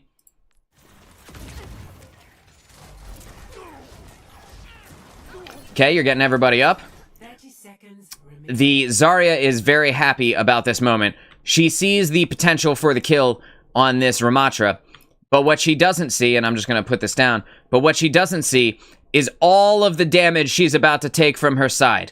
All that she's looking at, she's got tunnel vision right now, and she's going after this Ramatra hard, right? Even though it looks like she's looking over here. She's definitely trying to get this Ramatra dead because he's so low health. But what she doesn't see is the absolute ass-kicking she's about to take from all of the people on her side. And this is, again, another example of the tank not playing cover well.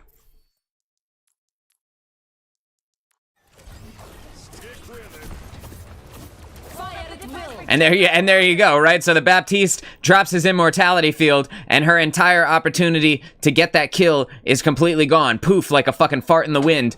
And now she's out there, standing in the middle of all 5 people at half health. And yeah, she utilizes her ultimate, which is probably going to buy her a couple of seconds, because people are going to have to think about what they do at this moment.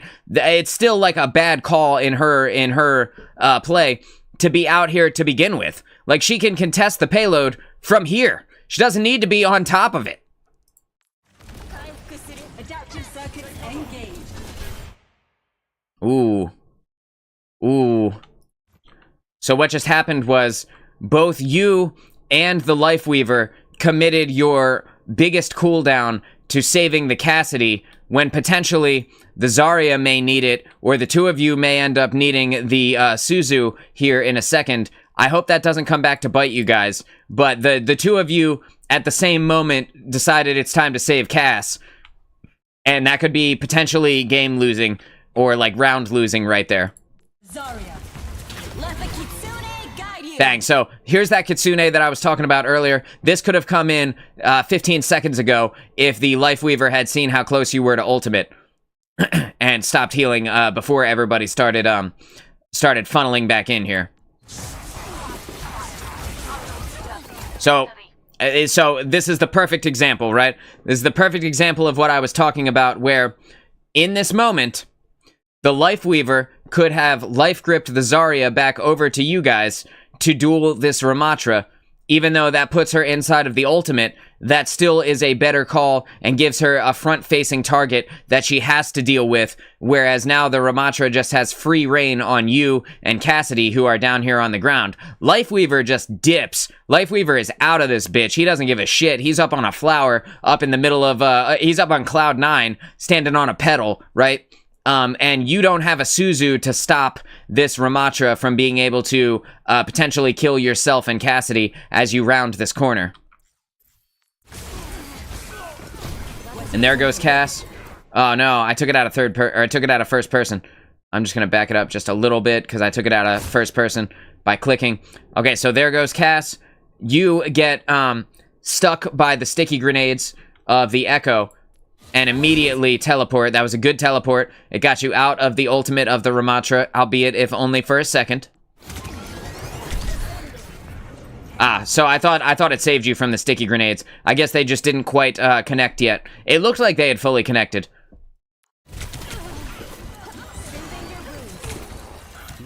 Oh man, this is a scary moment. So you're doing everything you can. I'm just gonna back it up to where we are here. Just a little bit farther than that. And so here comes the Ramatra again. You throw out the Kitsune. And as soon as Cass dies, you hit the teleport, right? Bang. And now you are over in front of the Zarya. Or behind the Zarya, I guess. But also standing directly in front of the Ana here. You accept those sticky bombs from the Echo. And you dive into this room. And I do think that was the right call. But I think in that moment, you maybe could have killed that Tracer, but you were kind of low health, so diving back out, like, you are in a damned if you do, damned if you don't situation, where if you threw the kunai, potentially, you die to the Tracer, right? But if you teleport back out, almost certainly you die to the damage of the Ramatra, Tracer, and Echo who are out here, and it looks like both the Bap and the Ana are already dead, so they are completely out. Oh no, there's Bap. There's Bap. He's just chilling out. He's up here. He's got a great position. And this is what I was talking about before with the power positions. He utilized that time to take a power position. And now he can fire down on you guys from complete safety. The only person who can contest him up here at this point is Lifeweaver. Because he's the only one who can get up there without having to take a ridiculously long time to actually, like, make it up to this high ground position. So you're in a damned if you do, damned if you don't situation. I probably would have tried to engage on the Tracer at that moment, which may have gotten me killed. You teleported out. There's not necessarily a right answer in this situation. Let's just see how it plays out. Life protects life. Oh, that was clutch from the Lifeweaver. To drop the tree at this moment was a clutch move on his part. But you are without a Suzu, and you're without a teleport, and that is going to put you into a bad situation. The punch on the Ramatra, who is directly in your face, was very funny. I liked that.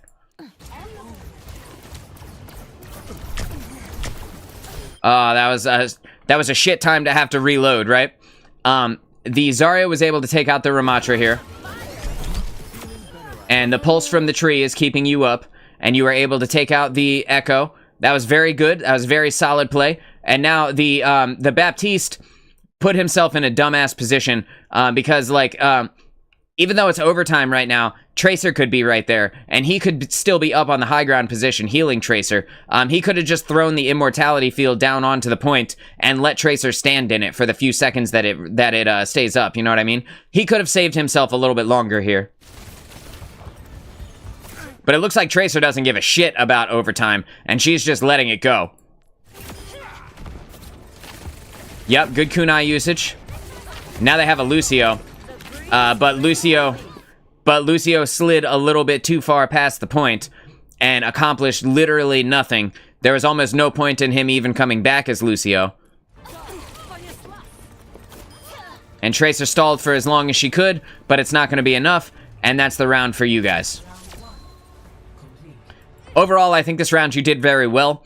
I think the only thing that you do a little bit too often is commit to throwing the kunai just a few too many times. The main thing that you are doing is keeping yourself alive very well. You're teleporting in and out of combat very easily, very fluidly, and you are taking engagements, in general, taking engagements that you can win and not putting yourself in a lot of positions where you'll end up dying. So overall, I think your positioning was very strong. I think your ability to keep people alive was very good. And aside from potentially using Suzu too often, and not having it for the moment that you need it, I think overall this was a very good round, very strong showing from you.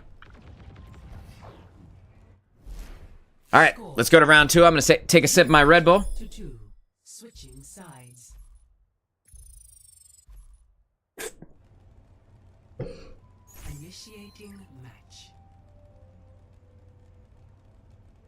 What's going on here? Oh, okay, I have to select you again. Oh, it's because no one's picked a character yet. Got it.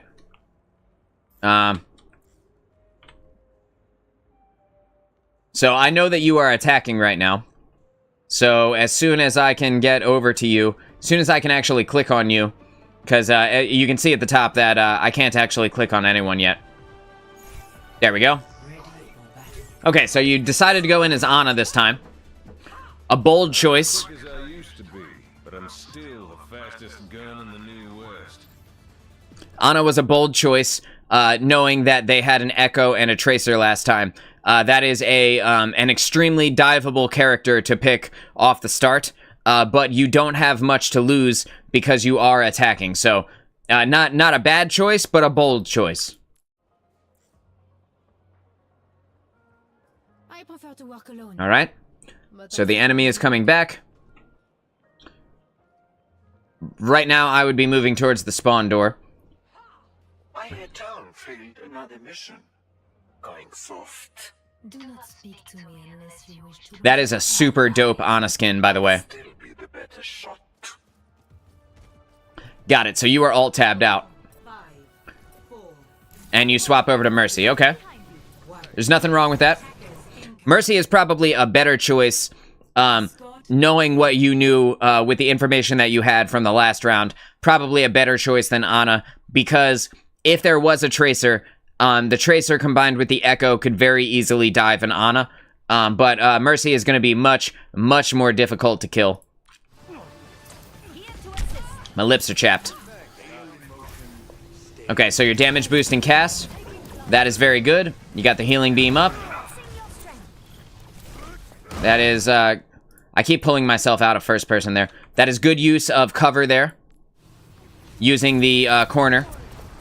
And letting the beam do the work for you. It's got a decent distance. That was really smart play on your part, where you start doing the resurrect, and then you turn to take a peek just to make sure that you are not getting engaged at the moment that you are doing res.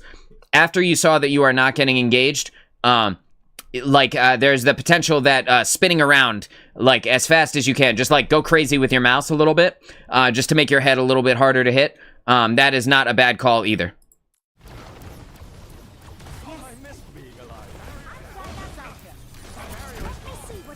And that was a nice use of the glide there to get up the little bit of distance you needed to heal up the Widowmaker.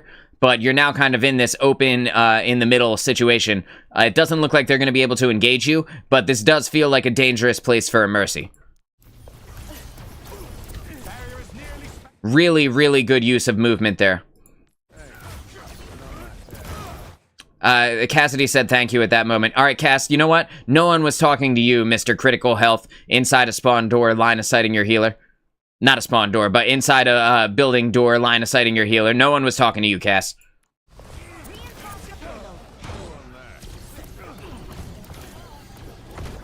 So at this moment, I would not have taken that spot on top of the payload. There's no, like, you don't need to be there at all.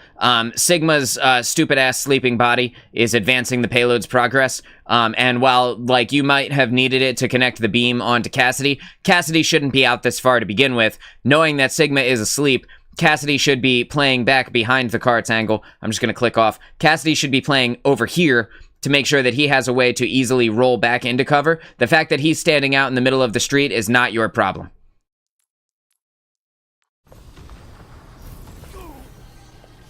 That was good use of the barrier by Sigma. I like what you're doing here. Just getting the damage boost over to the Widowmaker, potentially getting that one hit a little bit easier. But you're putting yourself in a spot where you are vulnerable by peeking in and out, in and out. You can see that no one is low health, and you can also see that the Life Weaver has a line of sight on your other two characters, your Sigma and your Cassidy.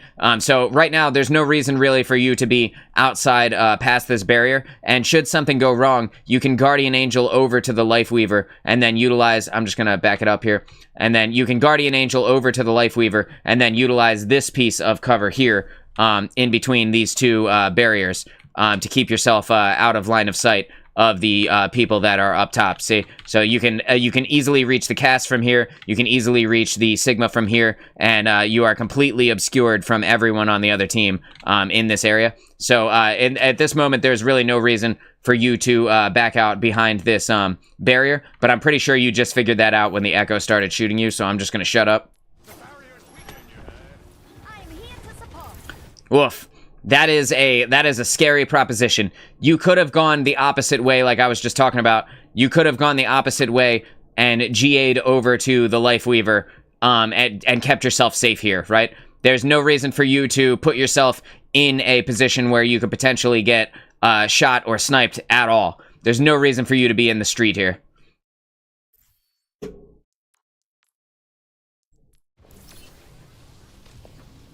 Okay. We got checkpoint number 1. That's good. I like what you're thinking with the damage beam, but Widowmaker needs to get out. She should have not been in the street either. Like, she needs to get out of the line of sight of those the barriers up top, because there's the potential that as she's moving and can't be scoped in taking shots, there's the potential that she could just get picked off by the enemy Widowmaker. So like, this is a shit place for her to be as well. And while she did get the hit, she is ego dueling the other Widowmaker and does not need to be taking that duel. She could easily have gone over here and put these shots into the Diva, into her face.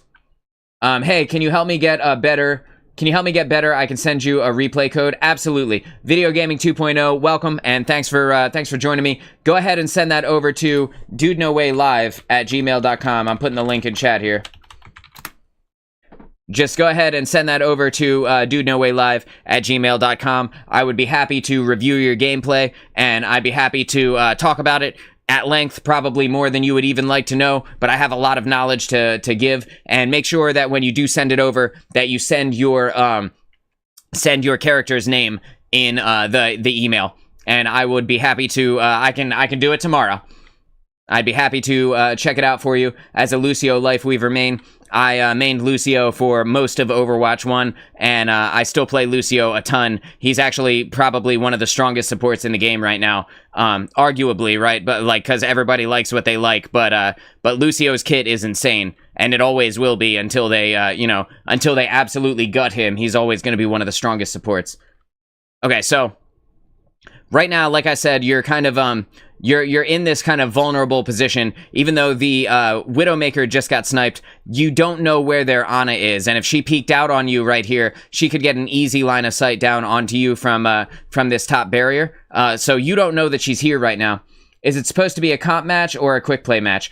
Honestly, it doesn't matter. Whatever you got, whatever you want to send over, just make sure, send me one that you win, that you think you played well in, and then if you can, send me one that you lost, and I can give good feedback on both, because if you send me a game where you pop the fuck off, I'm gonna have less to actually give actionable feedback on. Hopefully that makes sense. So like the losing gameplays are sometimes more revealing on where our strengths and weaknesses are than potentially the winning gameplays. Okay, so you're in this spot. I don't necessarily recommend being right here, as like I said, this opening for the Ana could potentially just lean out and shoot down at you. Also, Baptiste could lean out at the same moment and just put a shot into you. And if both of them do that at the same time, it only takes like 1 second for you to be full health to dead. So you have this whole open area back here where you can utilize and not actually take any damage from anyone. And like I said, the Widowmaker is in a terrible place standing in the middle of the street. Even though she wanted to duel the other Widow from this top barrier, there's really no reason for her to be there when she could be over here in a safe place, you know? You definitely don't want to be... like, it's a win or lose immediate situation when a Widow is dueling another Widow. Like, someone is going down, and you never want to put yourself in that position if you don't have to. Yeah, okay. So you're moving forward. You're still a little bit more in the street than I would like. You can kind of hug underneath here and still get the beam on a lot of people. You can also start GAing, Guardian Angeling your way around at this moment, and that will at least make you harder to hit from the Ana and the Baptiste, who would potentially be trying to take you out.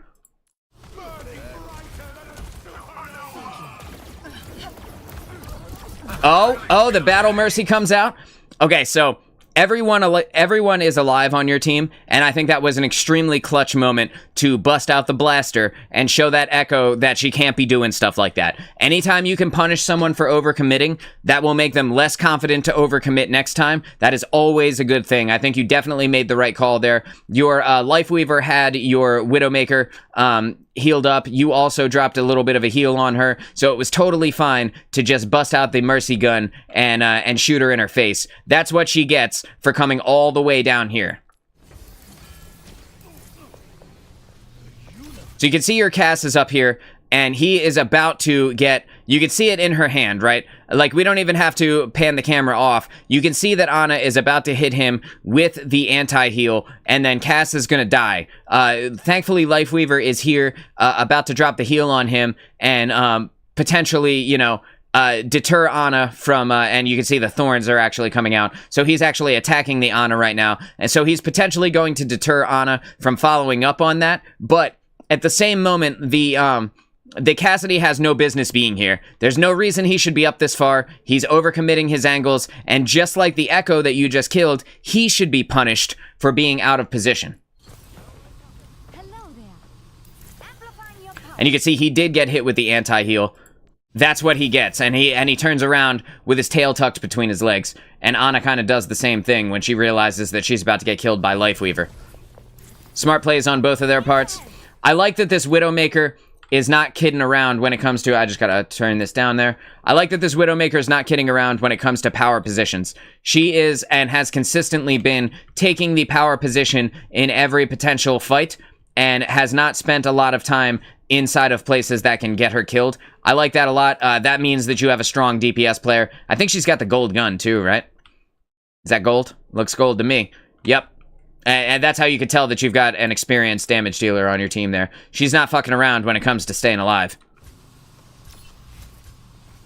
So, you're damage boosting the Sigma. That's a good call, because Sigma's... Sorry, I didn't mean to pull it out of first person. Sigma's damage is extremely significant, and when damage boosted, he could potentially just kill that Ana straight off the jump. Giving the damage boost to the Cass in this situation is also a good call. Step right up. Okay, so in this moment, it's getting a little bit wild. You Guardian Angeled over to Cass. I'm just going to back it up just a little bit. Because you did the right thing. Bang. This is perfect. So in this moment, I need to drop that so that I can turn it. And I'm just going to lift it up some. In this moment, Cassidy is utilizing his High Noon. And your tank is about to get put to sleep, right? You could see the Z's coming off his head. But the first thing you thought in this moment was, I need to keep Cassidy alive so that he gets value out of his ultimate, right? And that was a great call on your part. That being said, the Mei on the other team is already on making sure that her team doesn't die by putting up the wall. And the Baptiste, for whatever reason, thought it would be a cool idea to drop the immortality field out on D.Va, and D.Va has, like, full health, dude. Like, there is no way that Cass can destroy her from this distance with that much HP. It would be an incredibly long wait for his high noon to actually lock onto this D.Va, and he would definitely get punished in that amount of time. And this BAP actually wasted his best cooldown. The main value proposition of BAP is the immortality field, and he wasted his best cooldown protecting D.Va, who was full health, from something that was already Maywalled. So, you know, it feels bad for him, but, you know, it is what it is. Let's go ahead back to you and play.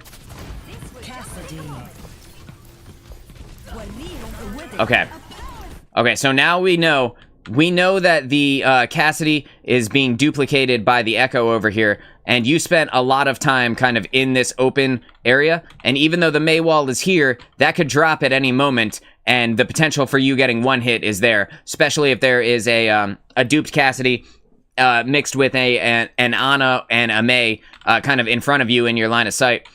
You could get hit with an Icicle, you could get hit with an Ana snipe. Cassidy only needs to hit you once or hit you with the sticky bomb, and then you would be done, right? You'd be done for. So right here, after you knew that Cass was good, it's time to back up and utilize your cover again. And your tank is, again, putting himself in a position where he's not utilizing cover except for his own barrier. And while utilizing the barrier is totally fine, the payload is a much bigger, much more free piece of cover here. So I'm not sure why your tank is doing this, but your tank is overcommitting, and you, aside from that, are still doing the right thing here.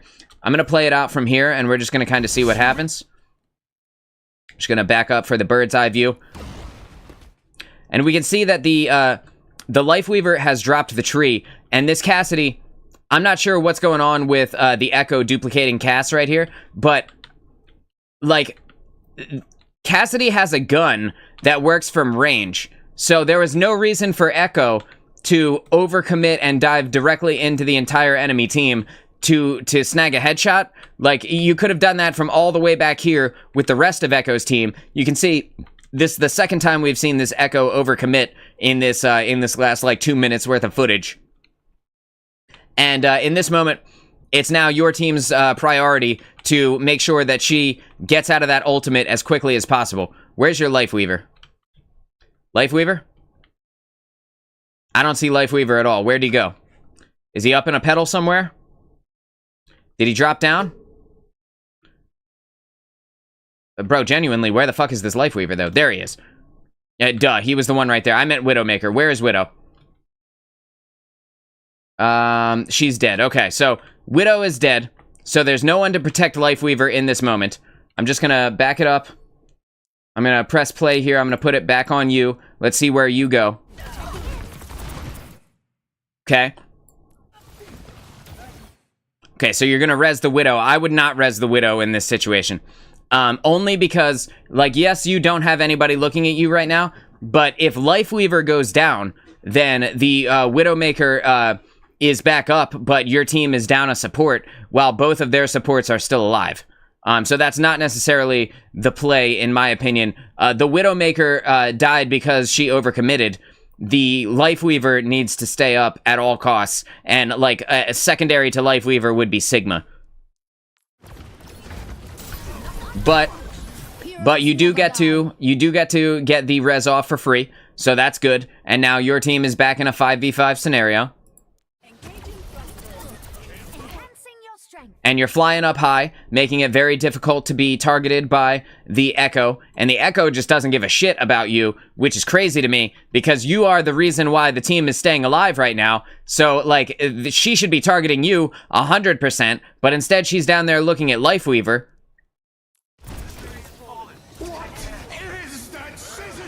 Yeah, and like... And that's what she gets, dude, and that's exactly what she gets. She overcommitted to the engagement, she put herself way away from her team, where there are absolutely no supports there to help her, and all you had to do was pull out the Mercy Blaster while you had full flight capabilities because you're in your ultimate, and just blast her to pieces. Like, that's exactly what she gets. You did perfect by keeping the Lifeweaver alive. You know that your Sigma is up top right now. I'm just going to break it off of you, and I'm just going to raise it up to Sigma. You know that your Sigma is up top right now, taking space for your team, and while you and Lifeweaver are out of the way and not able to heal him, while he is utilizing his ultimate, the odds of Sigma actually taking a lot of damage are pretty small, and you can see that your team, in addition to you killing the, you and Lifeweaver killing the Echo, you can see that Sigma has also eliminated both supports on the enemy team, and because of that... Hi, honey. And because of that, you know that Sigma is safe, because the D.Va is out of mech. So, like, there's no one up here, really, to stop Sigma from doing what he wants to do, and, like, Mei is over here casually looking at this wall. I'm not sure exactly what Mei thinks she's doing, but this isn't the play, I can tell you that. She's probably trying to engage with this Widowmaker, but, like, this is, like this Mei is off in Wonderland right now. She has no idea what's going on. I'm gonna take it back to you. Bang, and you go straight up, and you go straight up to the Sigma, which is exactly what you should do, and you start getting him up while he's engaging with Baby D.Va. Bang, and Baby D.Va goes down. And now the only person that's left is Mei, who is inevitably going to ice block and make it a pain in the ass for you guys to move forward. But if she ice blocks anywhere except for on top of the payload, then Mei put herself in a stupid ass spot and isn't actually helping the team. Like her little time over there hugging the wall. I don't know why you came down, Widow. You had a perfectly good opportunity to just come right here and shoot the Mei. It's totally, you'd never had to come down onto the ground, but whatever. Everyone's dead, so it doesn't really matter that much. The Mei spending all that time over here looking at the wall has basically lost her the team fight entirely, and her value in this entire time, aside from that one Mei wall that she put up in front of the Cassidy, is basically 0. Bang, and she didn't even get to ice block because she was so far out of position, away from the payload and away from her team, that she never even got to actually do anything of use other than that one wall, and now she's dead, and you guys are gonna get this checkpoint. You goddamn right, team kill. The whole enemy team fucked up. The only people that were in the right place in that team fight were Ana and Baptiste.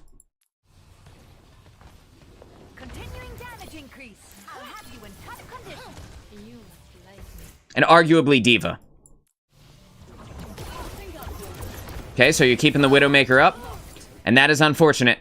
But Widowmaker took that duel. She decided to stay. She, you know, even though she was getting healed by you, the burst potential of Echo is still very high, and she decided to take the ego duel, and it's a win or lose scenario. You either put yourself in the position and you hit the shot and you win, or the shot hits you and you lose, and that's exactly what happened. She won it against the Widowmaker earlier, and she lost it this time. I think she deserves to stay dead in this moment, even though you do have Res active. And that's fine. I mean, that's fine, but you are coming into a very dangerous scenario for the rest of you and your team. I don't necessarily, again, I don't necessarily know that I would have resed the Widow in this moment, but no one on your team is dead yet, so arguably you did not make the wrong call. Okay, so you're keeping the Sigma up. You're keeping the Widowmaker up. You're damage boosting the Widow. Got the damage boost on the Cass. I like what you're doing, but you're putting yourself in a scary position by crossing that gap. The Lifeweaver can hit Widowmaker from here, and I'm just going to detach from you just to make sure that I'm not talking out of my ass. Make sure that Lifeweaver is in a position where he can actually hit Widow. Yeah, so he can auto-hit Widow from here, and there's kind of no reason for you to put yourself out in the open here and cross this gap. Lifeweaver has your back. You can rely on your team to do the thing that you need your team to do.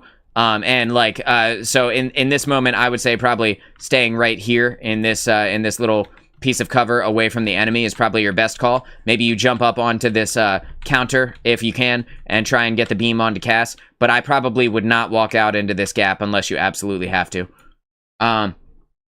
Says, I came in Season 4 and I've been playing Lucio ever since I first got the game.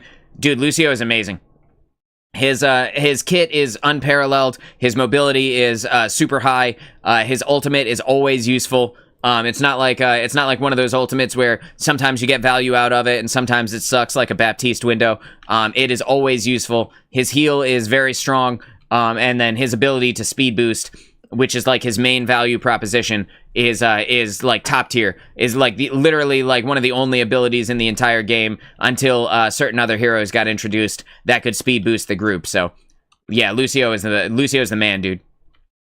Okay, so I'm gonna go back into first person with you. Okay. You're damage boosting. Okay. All right. So this is what I was talking about before. Oh, we're going full Mercy Blaster right now. So this is what I was talking about before, where the Widow is utilizing her cover well, but if she goes down, she goes down. Like in this moment now, the Widow is down again, like literal seconds after you resurrected her, and your team is getting close to winning the game here, and now your res is on cooldown, right? And even though, like, you might be able to get this kill on the Ana, you probably won't be able to get the kill on the Ana, and what's going to end up happening is you're probably going to put yourself into a position where you are in more danger just trying to get that kill. It could have just been that Widow died and you just backed off behind cover at that moment, because you are anti-healed too. So if these shots land on you, the potential of you going down is very high. Woof. Scary moment. You got the health pack is right next to you, but your team, meanwhile, your team is without their other support. And Lifeweaver is looking at you because he says, oh shit, the other person who's going to help me is about to die to this Ana. I need to make sure that she stays alive, instead of looking down here and saying, oh shit, the Cassidy is about to die to this baby diva and all the people he's standing in front of. So like in this moment, that overcommitment might cost you. It probably won't, based on how much of the game is left, but it could potentially be very costly. Well, Ana got what she deserved. She should have went back with her team. She had the moment to live at that point. There was a health pack for her right here. Right there. She literally could have dropped down onto the health pack and backed up with her team, but instead she decided, you know what, I'm gonna try and ego duel the Mercy, and you, having the better gun, came out, and the better aim, came out and put her dick into the dirt, and that's what she gets, dude. I mean, that's exactly what happens. You know, you play stupid games, you win stupid prizes, and the Ana is finding out in the kill screen.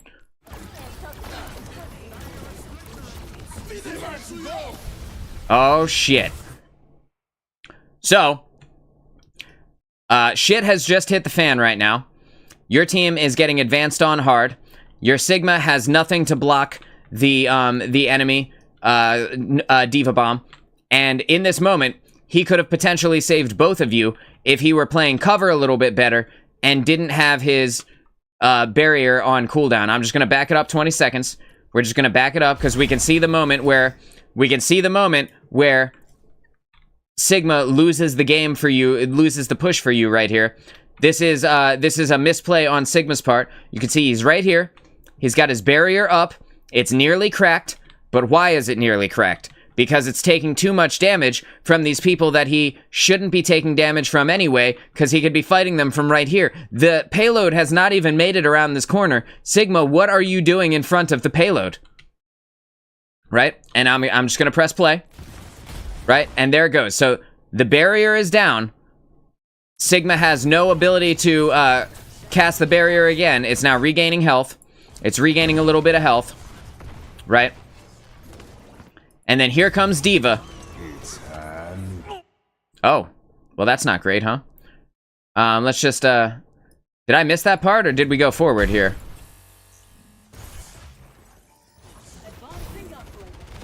Okay, I'm backing it up because I feel like I missed something there.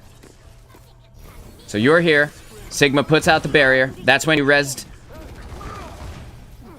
That's when you rezzed the Widowmaker the first time, right? You're putting the damage beam on her. You got the damage beam on Cass.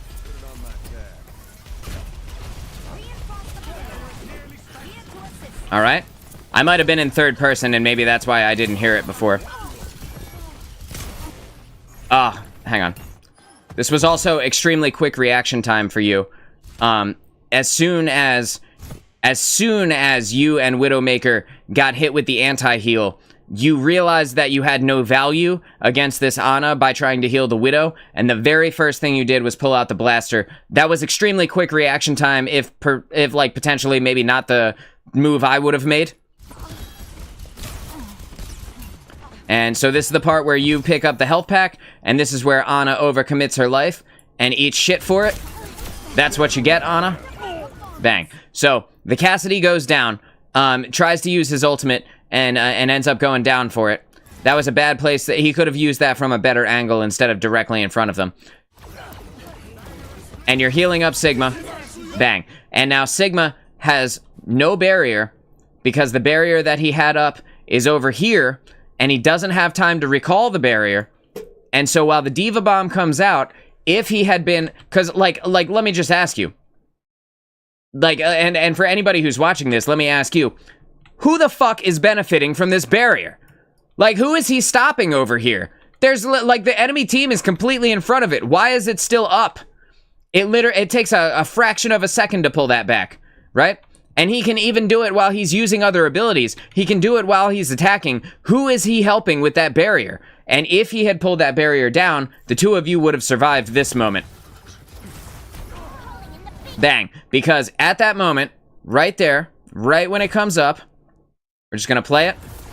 See? And I'm going to go into first person with Sigma. Right here, he could have put the barrier in front of you, and the two of you would have been safe from the Diva Bomb. Literally that simple. Could have put that barrier right there. You, like, Sigma still would have died, right? But you would have lived through the Diva Bomb. Alright, going back to you. That is unfortunate. That is a misplay, another misplay by your tank. It is what it is. You can only, you know, you can only make so many right decisions in a row. So you're coming back from spawn here. And Sigma decided to swap over to Zarya. Even though, like, I don't think... Did he use his ultimate? Let's just back it up here. Let's just... A little bit more. Okay, so he had 55% to his ult. I guess that's fine. He's not going to get an ult in time. So I guess the Zarya swap is fine. But, like, is it, like, was it necessary? Not really. Zarya isn't necessarily going to be a better tank than the Sigma was going to be, so... I don't know. I don't think it really needed to be that way. Okay, you're doing good staying out of their line of sight right now. Keeping the Zarya alive. Doing good keeping the Widowmaker up. That's good stuff. Cass is taking a lot of damage, but he is also overcommitting to the angle.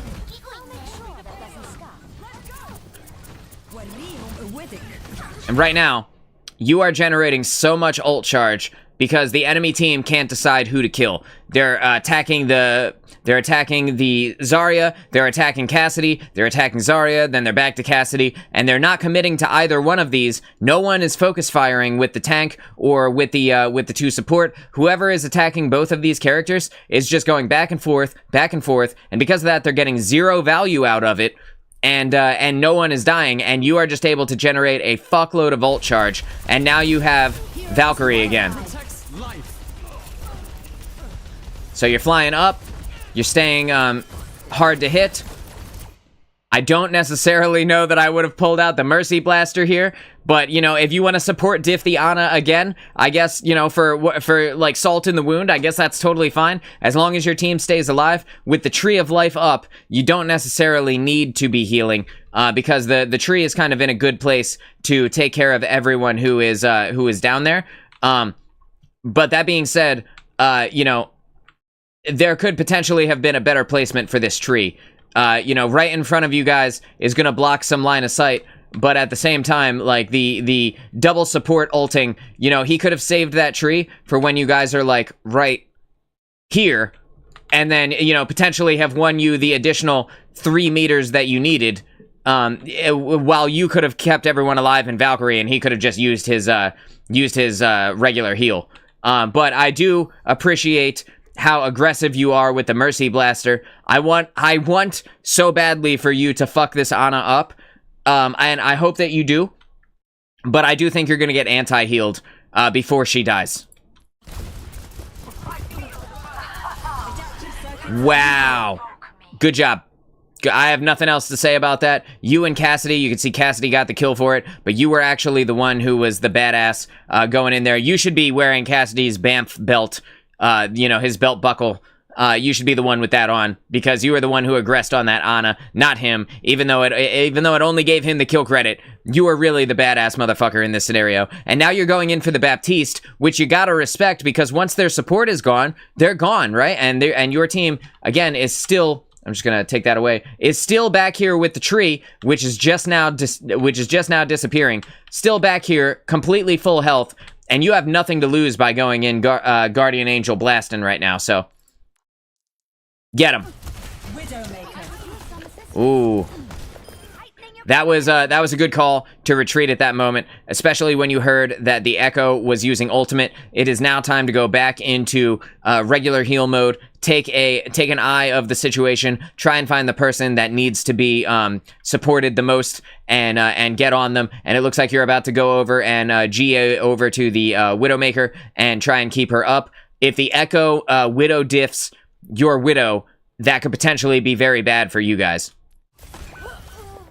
And there it is. So the Echo Widow diffed your Widowmaker, and you're now in this position where you have to choose whether or not you're going to resurrect Widow. And I kind of hope you don't, because you know that if Widow just died to an Echo that duplicated a Widow, that you are now in the line of sight, right? So, like, if you go here and you use res where you are a sitting duck target, the potential for you dying is very high.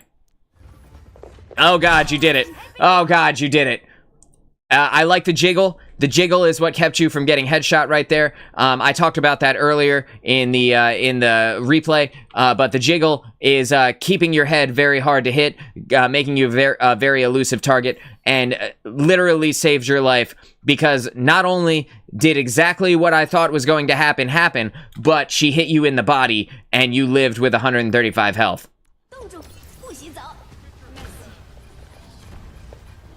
Now you've got Mei. Oh god. Oh dude. This is such a scary moment for me, because you're trying to get away from her, but for whatever reason, the Echo decided it's now time to try and Widow diff the Widow a second time, instead of shooting you, who are the reason why the Widow is up at all to begin with. Like, what is going on here? And you were able to get away. Thank God you were able to get away. She could have, if she wanted to, just picked you off. The remaining bit of your life that you had there could have been finished off by her if she had just focused you instead of panicking and shooting the Widowmaker. But it looks like you are... Oh, God. Sorry. Looks like you are about to win this game. Although the Diva Bomb being right in front of you is a not great moment when you just put Guardian Angel on cooldown. I keep doing that. I meant to press N. Guardian Angel is not on cooldown, so you do have a way to get out. You could potentially fly up to the pedal of the Life Weaver. That would be some incredibly fast reaction speed in this moment, but the Diva being right on the payload at 1.41 meters before you guys win it could potentially be the thing that loses you the game if the Diva is able to eliminate everyone. And you were able to Guardian Angel up to the Life Weaver, but the Diva Bomb is still next to you, right? So if I just come out here, this Diva Bomb is still coming for your ass, and your Cassidy is out of position to block himself from it, unless potentially he can block himself with the payload, which it looks like he is trying to do. But the Zarya decided, hey, you know what would be a good call? Let me stand directly on top of the payload and put the Diva Bomb in my way, right? Like that seems like the best possible option, right? And then Lifeweaver is completely out of the way. You know that he's going to survive. So let's just play it out from here. Let's just see what happens from this angle. No fucking way, dude. Not a single person died to that Diva Bomb. Incredible, incredible movement on everyone's part on your team. That was nuts. I can't believe you all survived that. I hope Cassidy gets crushed by this incoming Diva mech, but based on the fact that the game has 20 seconds left, I can assume that he doesn't. Jesus. What a moment. You guys all pulled it out, like, perfectly in that potential deadly situation, like a push ending situation that was. And again, we're just gonna watch it back here. This is you going up, Guardian Angeling up, and bang, you were able to live through the Diva Bomb with the help of the back of the payload, and then you Guardian Angel into this side room, which puts you out of the line of sight of basically everyone, and instead of keeping locked onto your team, you go straight over to the health pack, which was gigantic game sense, while the Diva is rocketing you, and had you not gotten that health pack, you would have died. And then for whatever reason, Diva just leaves you alone. She doesn't come in and try and get you at all. I don't understand this at all. Like, I know she's trying to save the game by putting herself on the point, but this is she didn't try to follow up on that kill at all. Fire at will. And everyone is just ignoring her, which is also very odd. My duty is being done. And Tracer is back. I got to appreciate the Mercy blasting again. You are one of the most aggressive Mercies I've ever seen, and it's paying off for you. Honestly, it's paying off. Also, this Widow, or this Diva, is in a hilarious death stance here on the side of the payload. A fantastic place for me to have paused it. But you're cutting it close. You have 115 health. And that's you winning the game. I wish it didn't cut out like that. I wish we could actually see the victory screen, like, so that it showed us kind of what was actually going on there. But that was wild, dude. That was insane. I think you played it very well. I think it is literally nuts that you survived this Diva Bomb. I'm just going to back it up to where the Diva Bomb was about to explode again. Because in the moment where Diva used her bomb, I missed it, but that's okay. Where Diva used her bomb, if you had not fallen perfectly, and I gotta take that away before I can turn, perfectly onto the payload to line of sight the Diva Bomb, that would have been the end for you. But you did. Against all odds, you did. That was amazing. Incredible. And the Tracer and the baby Diva just instantly got handled, and you're good to go, and you win the game. So I think overall, very strong placement on your part. Very strong play. You were incredibly aggressive in certain moments, even as Kiriko, where you maybe overcommitted to the engagement a little bit. I would say, remember to pick your windows when you do want to be aggressive, and when the window is closed, let it go. Don't chase. Don't put yourself in a position where you could potentially die. It's not worth it to potentially die for the option of maybe getting one kill, right? Like, you are too important as a support player, as the one of two support players. Your life is too important to engage aggressively for too long. And hopefully that makes sense. Wow, what a great gameplay. That was just the first one. We still have another one. Okay, so that was that one, and now this is an L, right? So this one is a loss. We're gonna go ahead and review this one as well. I'm gonna talk about it. And where are you? Deadly Duck.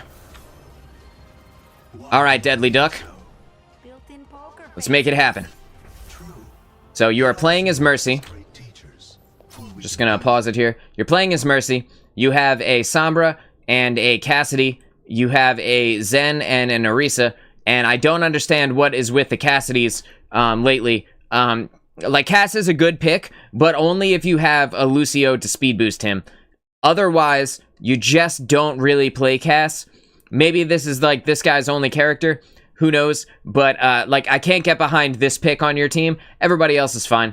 I think everybody else is fine. This Cassidy could be a Soldier or a Sojourn and straight up get more value than he could on a Cassidy. That, you know, that's... I'm nitpicking, but that's that. So you're going to go in as Mercy, it looks like. I'm going to take a sip of my Red Bull before we start this round. 5, 4, 3, 2, 1. Round 1. All right. Capture the objective.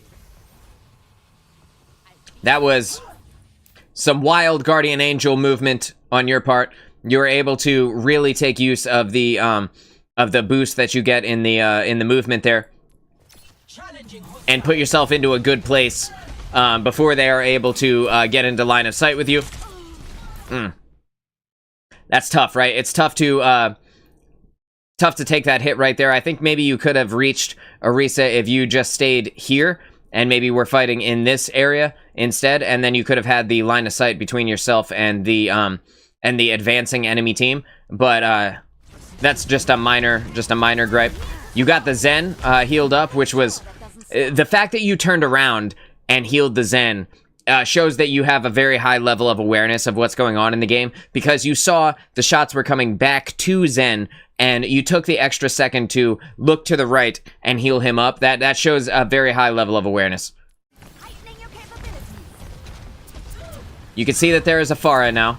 She is attacking your team, and right now you want to get out of the way of the Pharah. If Cassidy goes in and overcommits, that is now Cassidy's problem, right? Zen can hit him with the healing orb, and Cassidy can get all the healing that he should need if he's playing correctly. In this moment, it would be better for you to be over here, keeping the Orisa alive, standing right in this little pocket, right next to the health pack, right in this little pocket, keeping Orisa alive, because seeing these shots come through means that if one of those hits you and someone else happens to be on the ground, they peek out and they shoot you once, that's instant death. So if Cass wants to overcommit, that's his problem. I think at this moment, Zen can be the one who deals with him while you keep yourself safe. That is the wrong player. Okay?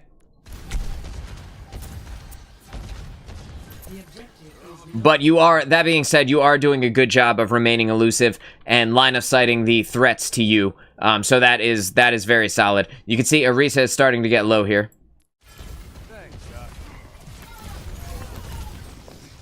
And now Orisa has put herself in a stupid-ass position, therefore putting you in a stupid-ass position, because there's no reason that she needs to be over in this area when she knows that the people that need to support her have to be in this large, open line of sight to her left. This is death for you, and she, as the tank, should know better. Like, what is she gonna go over there and tickle them, like, with her gun? What's she gonna go over there and put in 30 damage on the people who are over on the right side? For what? Like, what? Who is that helping? Good job keeping the Cassidy alive. Right here, that is a high level of awareness. You saw the Pharah blast come down, and you realized as you were moving forward, oh shit, let me stop moving forward. And then you GA'd your way through the gap to make sure that you were harder to hit, and even though you did take splash damage, you did not take a direct hit, and Pharah never had a chance to pay attention to you and to react to the fact that you were coming through. So that was a high level of awareness, very good movement in your Guardian Angel there, and you're keeping Zen up, who is the most important person to keep up other than Orisa.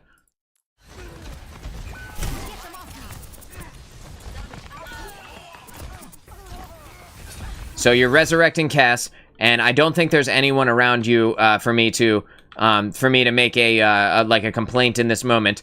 The potential that the Pharah could see you is here, but she's not engaging with you at all. And even though it didn't look like you panned over to see her, it would take her longer to look at you and actually fire shots at you because her rockets are projectiles. She would never actually be able to kill you in the time that it takes you to get this resurrect off. So this is fine, but I potentially would have stayed with Zen so that you could have maybe protected him from the monkey or resurrected him after Winston takes Zen out. Because it does look like Zen is probably about to eat shit here. And there he goes. And now, since you resurrected Cass, you are down a support for this fight. And potentially Cass might be the thing that saves you and wins you the point. But against Winston, probably not, right? So it's now even in supports. They have one down and you have one down. But you could have saved that res for Zen and flew over and res Zen when Monkey dove over here, right? It's very good movement on your part by putting yourself on the high ground position, because it's harder for Pharah to actually reach you unless she's firing down at you. But it looks like Monkey is about to jump on you. Yep, and Genji is also on you. And now that Genji is also on you and we can see him through the wall, this is like a scary moment for you. And the best thing that you could do in this moment is wait, because Guardian Angel is about to come off cooldown. You should be running through this area behind you, grabbing this mega health pack, and then getting ready to GA your way over to Orisa. But you might end up saving I'm just gonna click on every person that's not you first. I hope that's okay. You might end up saving Cassidy from the terrible positioning that he's got right now. Let's just see. No, okay, so you did the smart thing. And now you're gonna GA over to Orisa and put yourself up on the high ground, right? Good, good, that's very good. Very solid. And you're GAing your way around the map, just making yourself harder to kill. And the Cassidy is dead again, and that is unfortunate, but that's kind of what happens when you're Cass and you don't have enough mobility to get yourself out of positions against highly mobile characters like a Pharah, who can take angles that Cassidy just can't, and a Genji, who can climb walls and cover ground very quickly. That's the problem with playing Cassidy, as opposed to a soldier who could have just ran, or a Sojourn who could have slid and gotten out of there. But also, you stole his health pack, so, you know, get fucked, Cass. And I don't know that there's really much you could have done about that. Orisa is probably going to die. Although it looks like your Zen came back as a Moira, and then immediately died again. That's just unfortunate. I think you guys just lose this point, and then I think at this moment, the best thing that Orisa could do would be to stop fighting and immediately die. Because if Orisa immediately dies, you guys can get back and have another team fight very quickly, potentially before they reach like a very high percentage, and maybe even fail another team fight and get back. But if she just keeps fighting and she keeps using her staff and she's like blocking damage and she, you know, and she fortifies and then, you know, and it's just dragging out the time that it takes for Orisa to die, like she is going to die, like, and she knows it. So like, there's this moment where you have to choose, like, okay, I need to know what's best for my squad, and her seeing the Moira die should have been the dead giveaway. Like, okay, Mercy died, Moira died, it's time for me to die so that I can get back up with the squad. I must return to my post. And she does, and the Sombra also dies, and okay, so Cassidy right now is doing the right thing, just waiting, just line of sighting everyone. You're taking a big risk right there, but I respect it. Cassidy's going to try and get some of that ultimate charge out, because he's getting close to his high noon. You can see he's got a 93% up to his high noon right now. So him trying to aim up on that Pharah, while he won't actually get the kill, I'm pretty sure he knows that from this distance, Cassidy's damage fall off is just too high. He's not going to get the kill on Pharah from here. However, it is a good idea for him to try and get that little bit of ult charge that he needs, so he could potentially come back down, and I'm just going to separate from you for a second, so he could potentially come back down from this angle while your team advances from the front, and he could come this way, get the flank, and then high noon them, and potentially win you the fight very quickly. I don't think that was a bad call on his part, and it was good that he stopped and waited for everybody to come back, or at least for you to come back to keep him alive before he engaged the Pharah, because if he had engaged Pharah from his distance, Pharah probably would have just killed him, like just straight up killed him and staggered the fight even further. So you can see he decided to move in with the team, and that's totally fine. He just got high noon, and you just got Valkyrie. So right now, your team is moving in this way, but for whatever reason, Moira is over here doing fuck all. What is Moira doing all by herself? Nobody knows. But you know what she's about to do? Go back to the respawn screen again. And with her having already died twice, the last thing she should be doing is breaking off from the group. If you needed to throw that damage orb so bad, she could have thrown it down the corridor that you guys were already walking down. And I'm just gonna get back to you. And you're doing the right thing here by keeping Cass alive and making yourself an unhittable target to the enemy. Right now, you know that Orisa needs to be supported, but Cass is critical, so that brings that puts him under the priority list. Like, he is kind of priority right now. And at this moment, if I were you, I would pop Valkyrie so that you can get the beam onto Orisa without having to put yourself into a very dangerous situation. Okay, that's fine. She survived, even though if the entire team had turned and decided it was time for Orisa to go, she probably realistically could have died in that moment. But that's totally fine. She's still alive.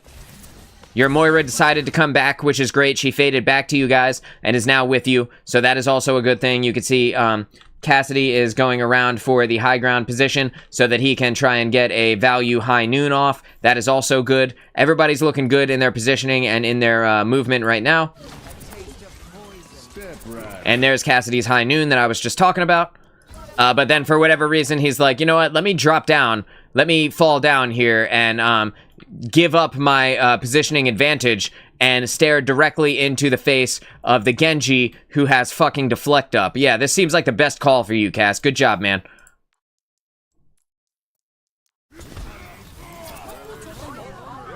And thankfully, the Moira was able to kill the Genji before Cassidy actually high nooned him and got himself killed with his own ultimate. But that could have gone south very quickly.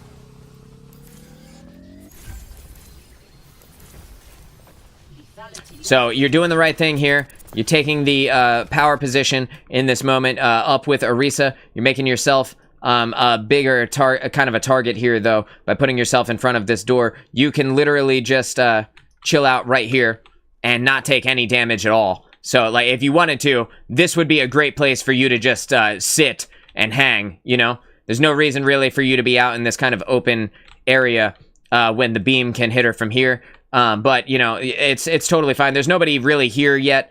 But hopefully you do utilize this piece of cover in a second.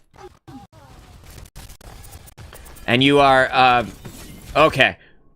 That is a scary moment there. You want to go in for the res, and this is the best case scenario. This is the res that I was talking about earlier with the Zen. While I do think this could be a good call, it could pay off for you. You just ran through the gap and showed everyone where you were going. So you got Genji knows, Genji, very mobile Sojourn, fucking Monkey, and Kiriko all know that you just went through this gap at the same time to get the res on the only person that has died. There is no question about what you are doing right now. And if you don't get dove, then that is a massive miss on their part.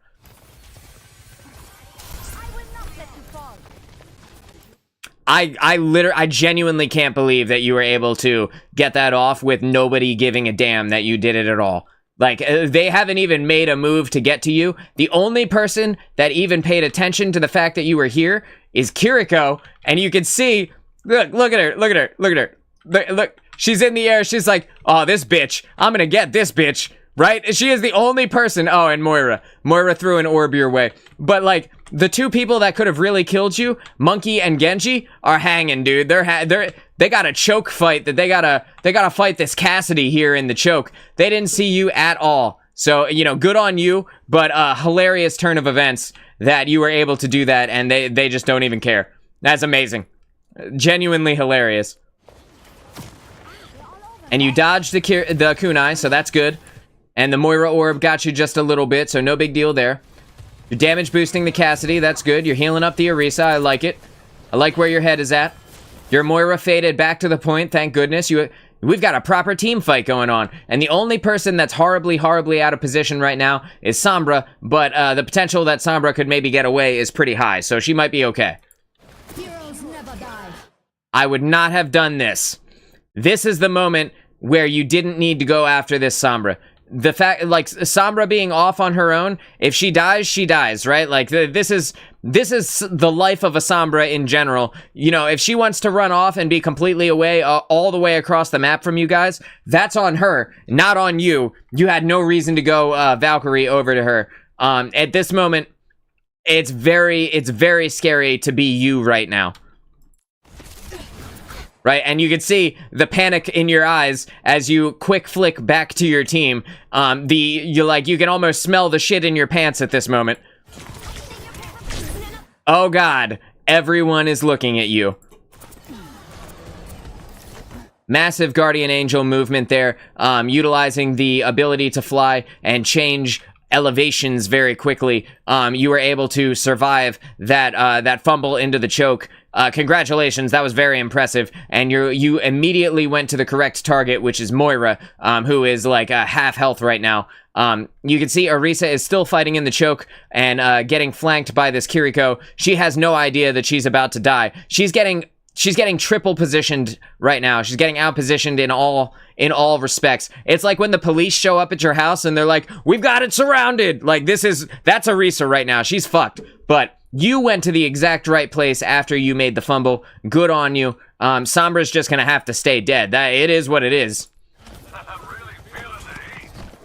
I like the flight that you're doing. The flying up high is making you difficult to be gotten by any of the enemy DPS. Definitely Genji can't reach you. The only person that potentially could pick you out of the sky at this moment is going to be Sojourn with her railgun, and that would have to be an incredibly accurate shot. You can see that your Cassidy is down here getting the heal right now, but your Moira is still critical, almost dead, and has faded off into this side corridor. We'll see if she survives. And she did, but only because you connected your beam to her at the moment. I sent you the email. You can check to see if it went through. Yeah, I'll check right now. Give me 1 second. Let's see. Yes. Okay, so I have your replays. I will go ahead and I will react to those, and I'll upload the video tomorrow. Hang on 1 second. I actually just got a message that says that I have insufficient space. Hopefully I didn't miss out on too much of this recording here. Just gonna go into my back end. I'm sorry for the sound cutting out, but I need to make sure that everything is recording on my back end here. Just gonna delete all of those. Yes.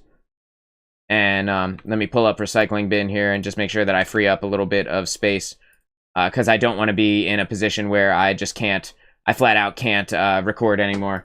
Okay, it looks like we're good. And I'm just gonna delete a few more here. I'm gonna this and this, this and this. And okay, so that should be fine.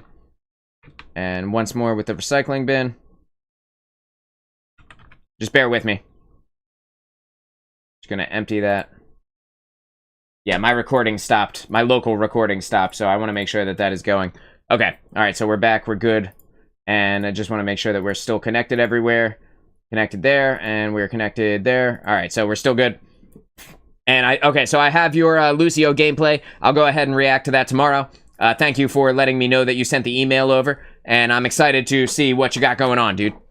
Okay, so right here in this moment, the Moira on your team survived only because you allowed her to. You were able to connect your beam and continue to heal her up, and you see that you have the healing beam connected to your Cassidy, who is way off in East Bumblefuck, trying to run away from the monkey right now, who is in Primal Rage. So there's a high potential here that Cassidy will roll up to the high ground position, and I'm just going to take this away, that he will roll up to the high ground position and immediately get Primal Raged off the point, right? And just fall to his death, which would be very funny. But in the meantime, you are keeping him alive with your beam through a wall from the other side of the map, which is very impressive. First person, and we're gonna let it play. Bang, and you can see that Cassidy is still extremely low health. Looks like Primal Rage is now over, but I don't think it's worth trying to save him at this moment. I think right now, you just try and maybe you GA over to Moira to put yourself high in the sky, and then you reconnect the beam to your Orisa and hope for the best. Okay, so you were able to get the Orisa up a little bit, but then she immediately got, and there's kind of nothing you can do about that in that scenario. She was getting hit pretty hard from the Genji and the Sojourn already, and then she took a railgun to the face. So, you know, Orisa kind of, she accepted that one for the team. There's not really much you can do about that, and there is no possible way that you can res her until the attention gets given to someone else. You can see that Moira is using her Kamehameha beam to save Cassidy while also discouraging Monkey from continuing his push, and this is going to keep him alive. I think at this moment your best bet would be to GA into the point here and get yourself behind Cass and Moira. And that is what you do until Sombra initiates the EMP, and then you go back into the open. This is a scary place for you to be right now. I think a better spot would have been inside of the corridor, the opposite corridor, this one. And then potentially you could have, you know, healed people from here. But with you being right here, if I were the enemy team, you would be the sole focus of my ire at this moment.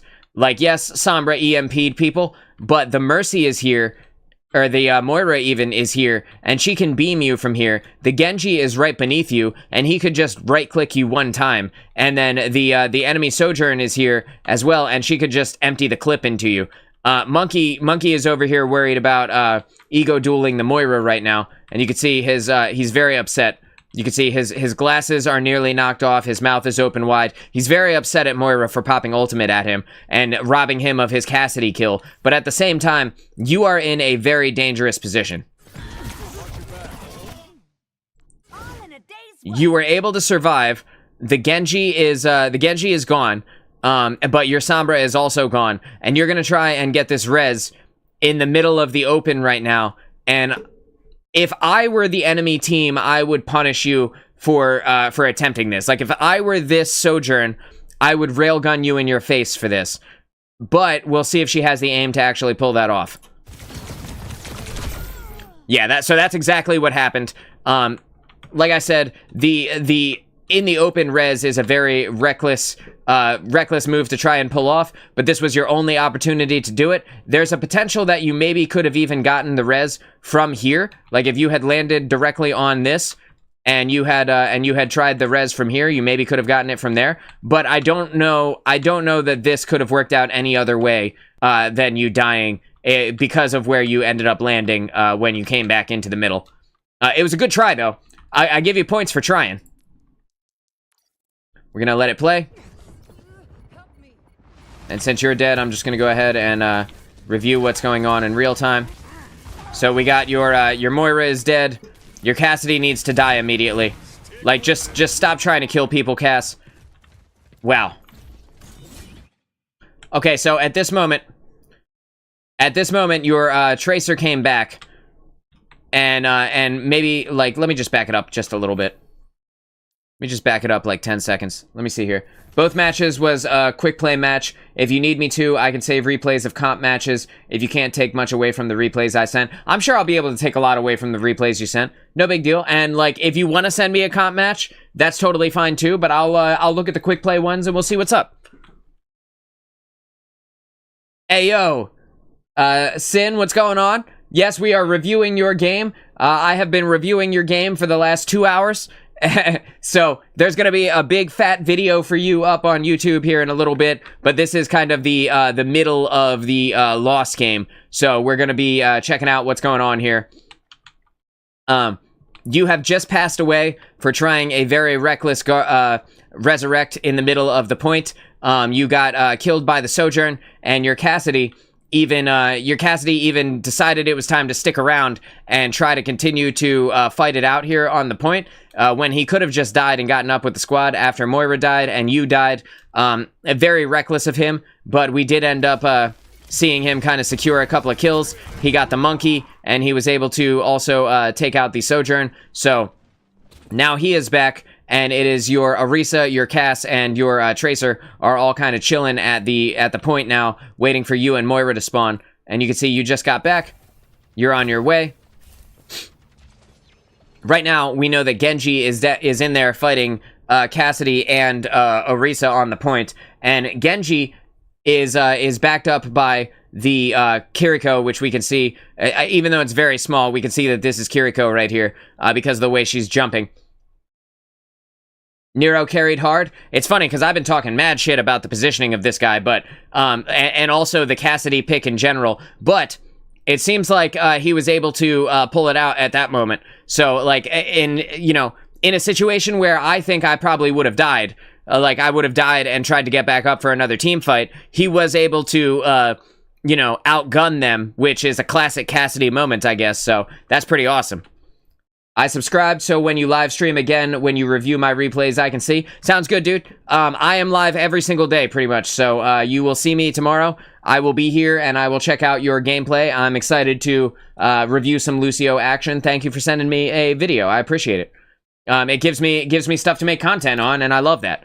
Okay, so you're coming back to the point. We see that Cassidy is low. Genji is backed up by Kiriko over there at the point. It doesn't look like Genji is going to be able to get past your Orisa at this moment, so even though there's no support for your two characters, Orisa is not that low, and your Cassidy is looking fine in terms of health as well. So to actually get a kill on you guys, Genji would have to seriously overcommit with the Kiriko on the other team, and I just doubt that that's going to happen since Genji has ult. He's looking for the opportunity. He's waiting for Monkey to come back. so that Monkey can create a distraction and Genji can run around with his, with his little sword and do his thing here. So you flew into the point. At this moment, I probably would have tried to take the high ground position, but you are trying to get the heals out and heal up your Orisa and your Cassidy. So that's a good thing. You got the blue beam on Cass right now, hoping that he'll get a pick off the side. There's nothing wrong with that. Orisa is just a little bit low, so you know you only need a little bit of health on him. Right now, this is the time. It's now time for you to get up high into the sky, right? Like, it's now time to GA to Cass and start flying, because you can tell by the red on your screen that you're getting shot from this opening on your left, and in this moment, like, you need to break line of sight with everybody who has the attention on you and let them look at Orisa for a little bit, right? So I'm pretty sure that's what you're about to do. Let's see. This ends now. Oh god. Oh god, okay, so you got dove by Monkey, and you're still on the ground here. I believe you're probably going to GA over to Moira at this point, but I wouldn't be surprised to see somebody not make it in this moment. Like if Cassidy died, or if your Orisa gets railgunned in the face and ends up going down, I wouldn't be surprised to see that at all. The Monkey diving on you is a very scary moment, especially because you're half health. Thankfully, Moira was able to save you, and you did the GA into the sky, which is exactly what I thought you should do. If you land on this, and you put the beam on Cass, you should be fine in this moment. Perfect. And now you're damage boosting Cass during his ultimate, which I don't think is a bad call, except for the fact that like you're probably swapping back and forth right now, going healing, and then damage beam, and then healing, and then damage beam. But because he's at like half health, I would probably just stick to the healing beam, just based on the fact that, like, it only takes one Genji left click for him to die right now. So, like, scary moment, right? And there's the Genji left click. But he wasn't able to get him, and thankfully Cass was able to get their Kiriko, which is solid, because now you guys are up. It's a 5v4 over on their side, and they're down their main, basically their main support, because it's always up in the air about Moira, whether or not she's going to be actually healing people, or whether she's going in for the damage, so. And you go up to the high ground position, which is solid. That's exactly what you should do, and in this moment, you can see that your Tracer, I'm just going to pull this down. You can see that your Tracer is over here, and she is trying to ego duel this Genji and get his attention off of you. And like, this is the best thing. Even though Tracer has 43% HP, this is the best thing she could do, because as long as you live, the fight will probably pan out in your favor.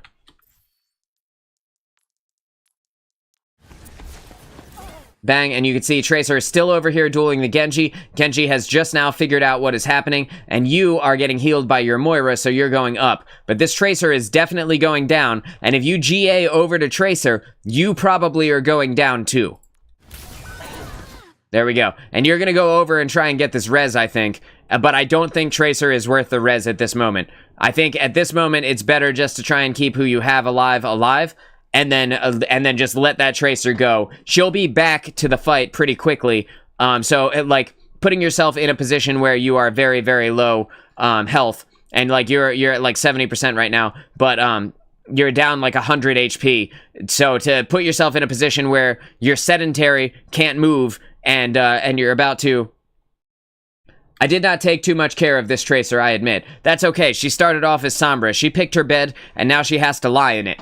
She failed at character creation. This has nothing to do with you.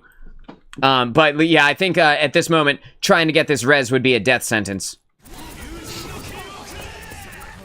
That's exactly what I would have done in this moment. You go up to the high ground, fuck Tracer, she's dead, and she can come back on her own. It is what it is, and you need to now jump down, because you see this line, this red line right here, is Genji dashing up to you to hit you with his Dragon Blade. I'm gonna go eat real quick, then come back to stream, be right back. All right, sounds good, man.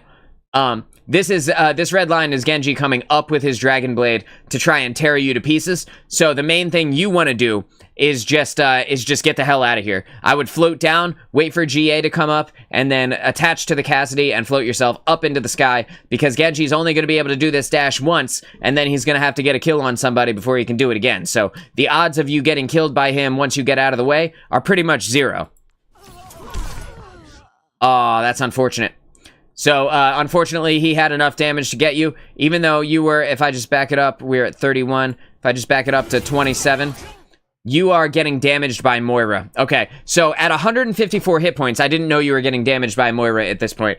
But at 154 hit points, I'm pretty sure you would have survived one slash from Genji, which is all you would have needed to have gotten out of the way. But with the damage from Moira's beam hitting you from, you know, all the way the fuck across town, it brought you down to just like 100 hit points, 83 hit points, right? And then here's Genji, 75 hit points, which is enough to get one hit by Genji's blade. And that is unfortunate, but it is what it is, right? Like, you did all the right things, you made all the right moves. It's just that Moira, and I talked about this earlier, and she is now dead, which is what I was talking about before, where they're down a support, and you never know if Moira is going to be actually healing people, or if she's just going to be damaging things. That's exactly what Moira was doing. She's channeling the beam onto you instead of healing up her team, and now Genji, who is in Dragon Blade, ate shit. And, like, even though you died, which is good, they're now down both support, and you guys are in, and, like, even though Tracer is dead, she'll be back in a second, you guys are in a 4v3 scenario, and you still have the advantage over the enemy team because they have no support at all. So I'm just going to pan out. I'm going to pause it here. I'm going to back all the way up. We're going to turn this around. And you're going to be able to see, so Tracer is on her way back right now. Orisa is fighting the sole player left, which she just got the kill on. And the Lucio, who's doing his best to get back from spawn as quick as he can, is not even here yet. So Moira dealing damage instead of healing is the reason why her team lost that team fight. Even though you went down, we can see Monkey is using Primal Rage. He's doing everything he can to try and save the point for him.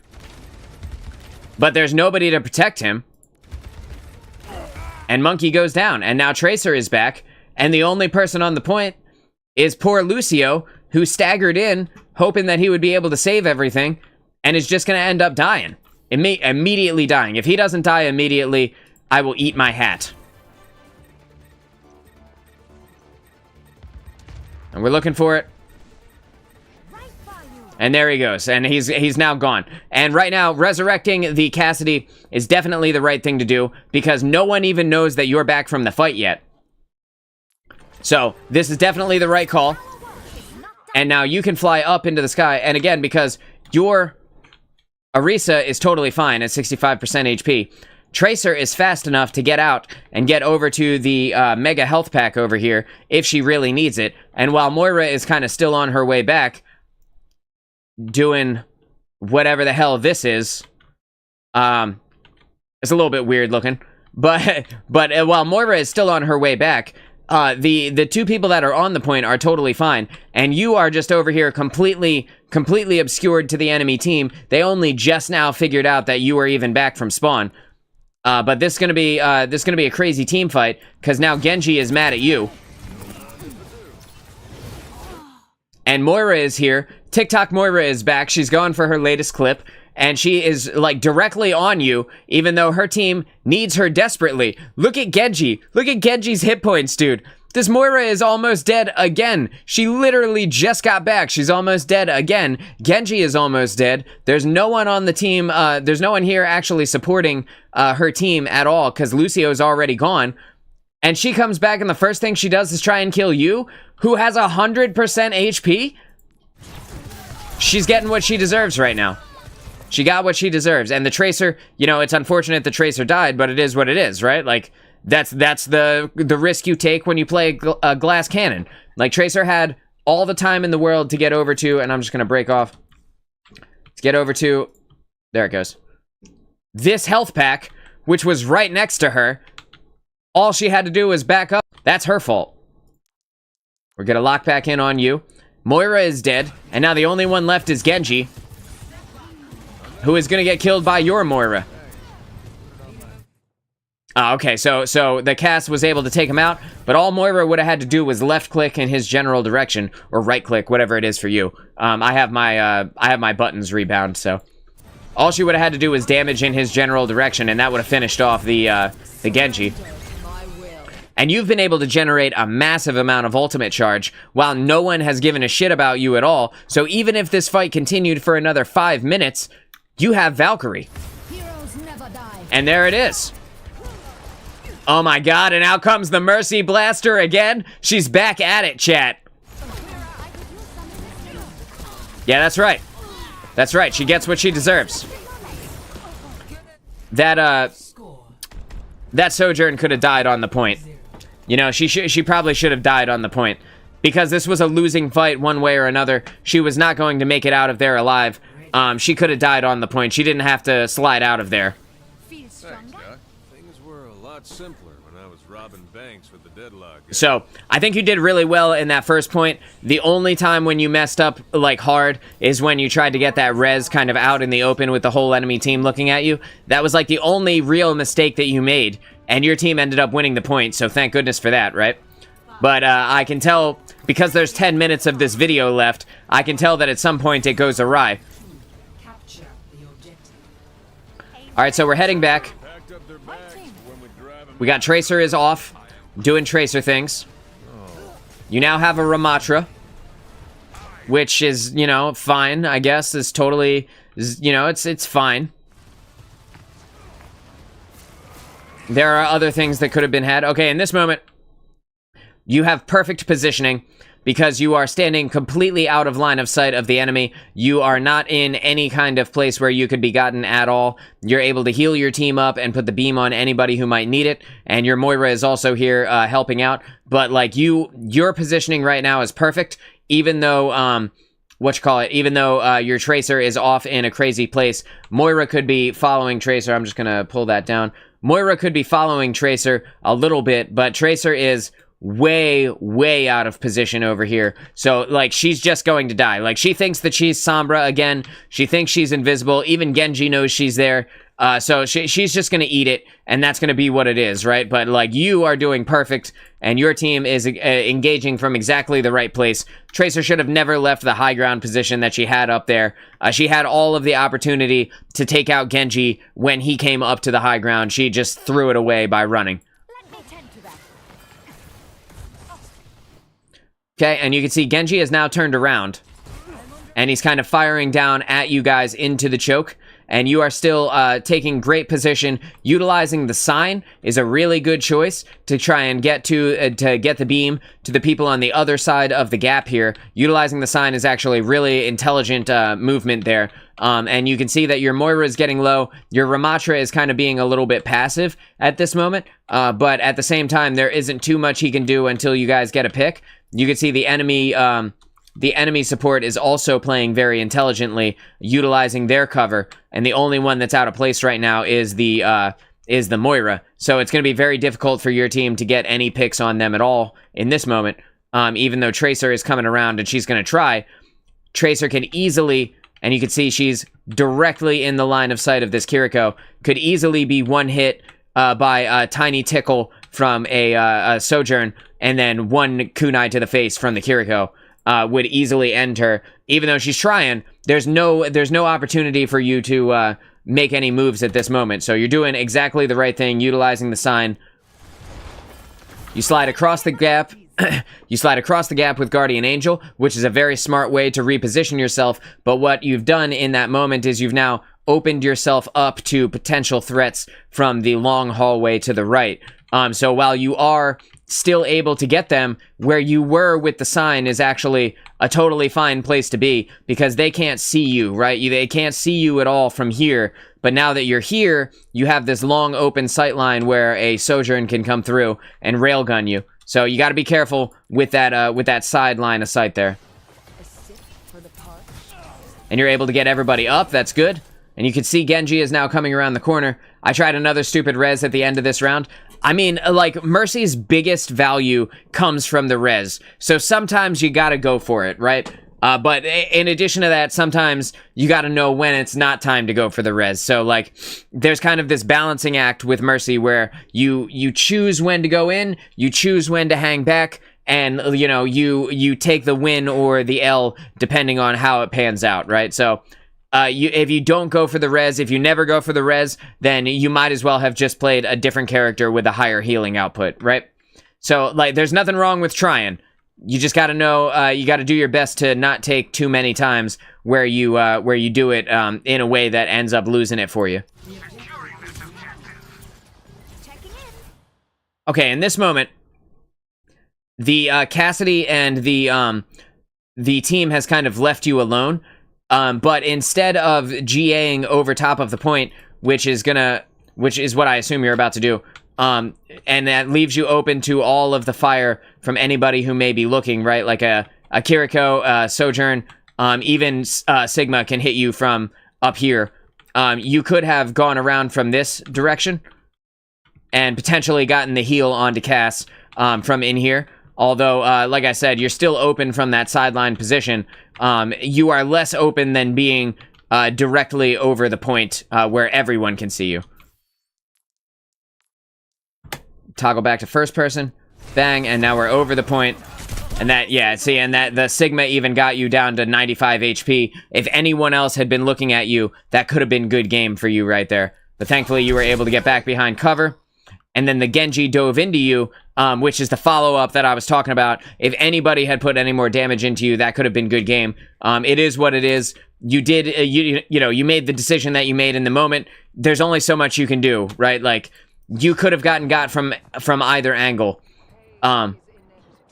Also, Moira could have been paying attention and healed you up. When she saw you come over the point, she should have known that you were about to get hit, and she should have fired some of that heal in your general direction. That would have saved you.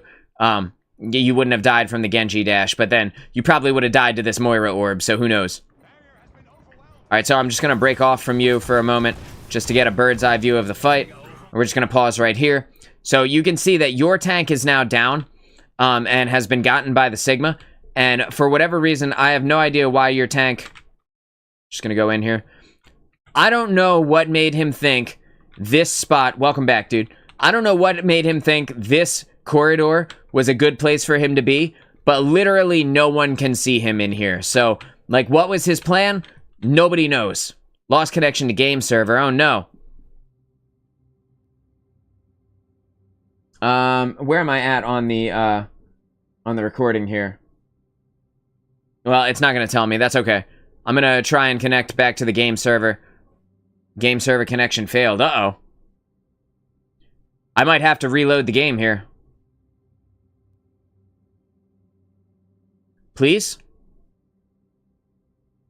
Okay, I'm going to give it like 10 more seconds, and if it doesn't work, I will reload Overwatch entirely. We might have gotten hit with the patch in the middle of this recording. And if that did happen, I'm very sorry if I am not able to view the gameplay anymore. I tried to get it in and, like, give you as much feedback as I possibly could in the timing that I had allotted to me.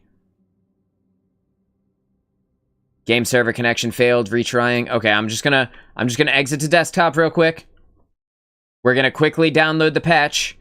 I have high-speed internet, so it shouldn't take long. It's still exiting.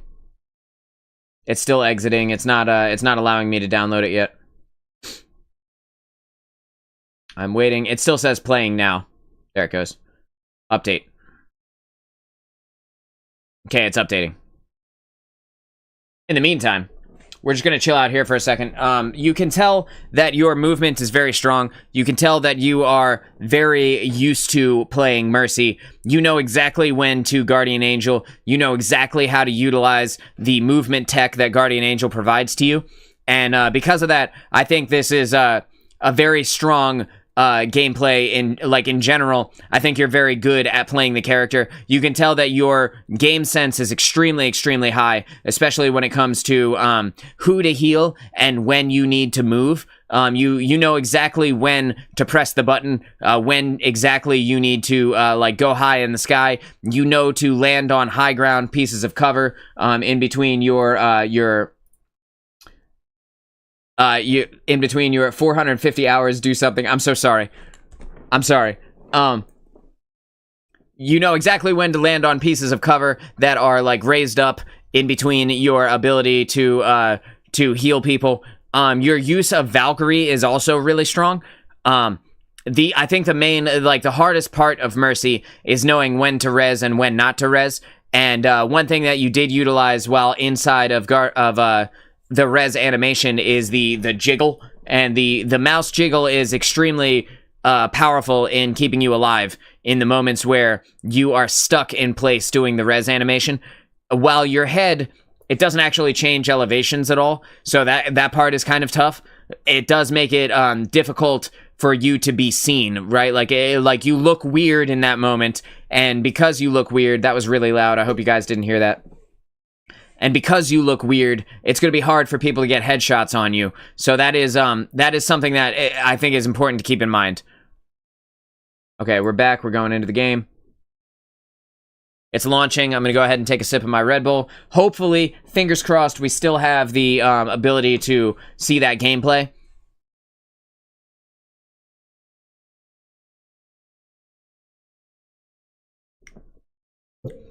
I mean, I've given you like almost 3 hours worth of commentary on this at this point. So I apologize if it's stupidly long, but hopefully you enjoy it because it's all you. Ideally, right? Fingers crossed. General error. God damn it. What do you mean, general error? That sounds like a villain from Sonic the Hedgehog, dude. Get out of here. I'm going to Control-Alt-Delete it. And I'm gonna... Okay, Overwatch shut down. Thank God. I'll wait till it says that I can hit play again, and then I'll hit play. We're currently doing a live maintenance on Overwatch 2, which should take a few minutes. During this time, you may need to restart your game client.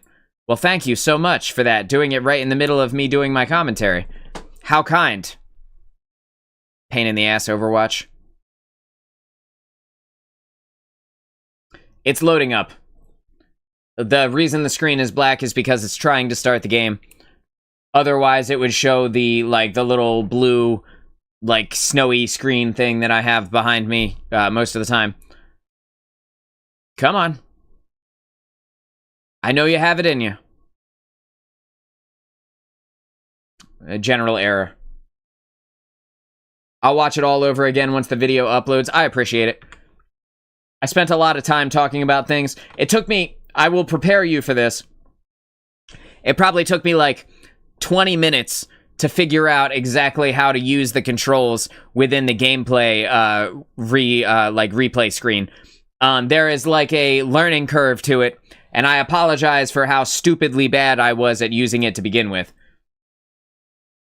Video Gaming says, I need to record my matches. Again, the patch reset my replays. Son of a bitch. I was afraid that was going to happen. Well, feel free to email me second time then, and I will, I'll be happy to check them out, for after the patch. Occasionally that does happen, like when new patches come out. Thankfully, new patches don't happen like every week. So if you guys send me stuff, and if you guys are watching this and you want me to review your gameplay footage, you can send your footage over to DudeNoWayLive@gmail.com, and I will be happy to review your footage for you. I'll turn it into a video. I'll talk about it on stream, and ideally, I'll be able to grab the one that I was just doing. But if not, then we've got over 2 hours worth of me talking about it. And again, sorry for the 20 minutes where I was trying to figure out how the goddamn replay thing works, but there is a bit of a learning curve too, like moving up and down and like being able to turn the camera and stuff like that. For whatever reason, you can't turn the camera inside of the replay while the options menu is up, which seems really stupid, right? Like, I should be, like, I don't know, man. I feel like I should be able to turn the camera, and if I need the options, I should just be able to, like, take the mouse and, like, drag it down to the options.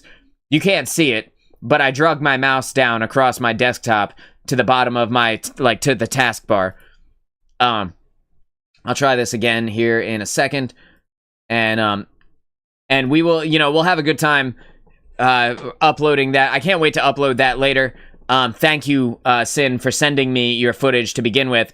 It is actually an honor to be able to review somebody's footage. I've never done that before, and I was really excited to. When you offered, I was really excited about it, and I'm really excited to check out your footage as well, Video Gaming.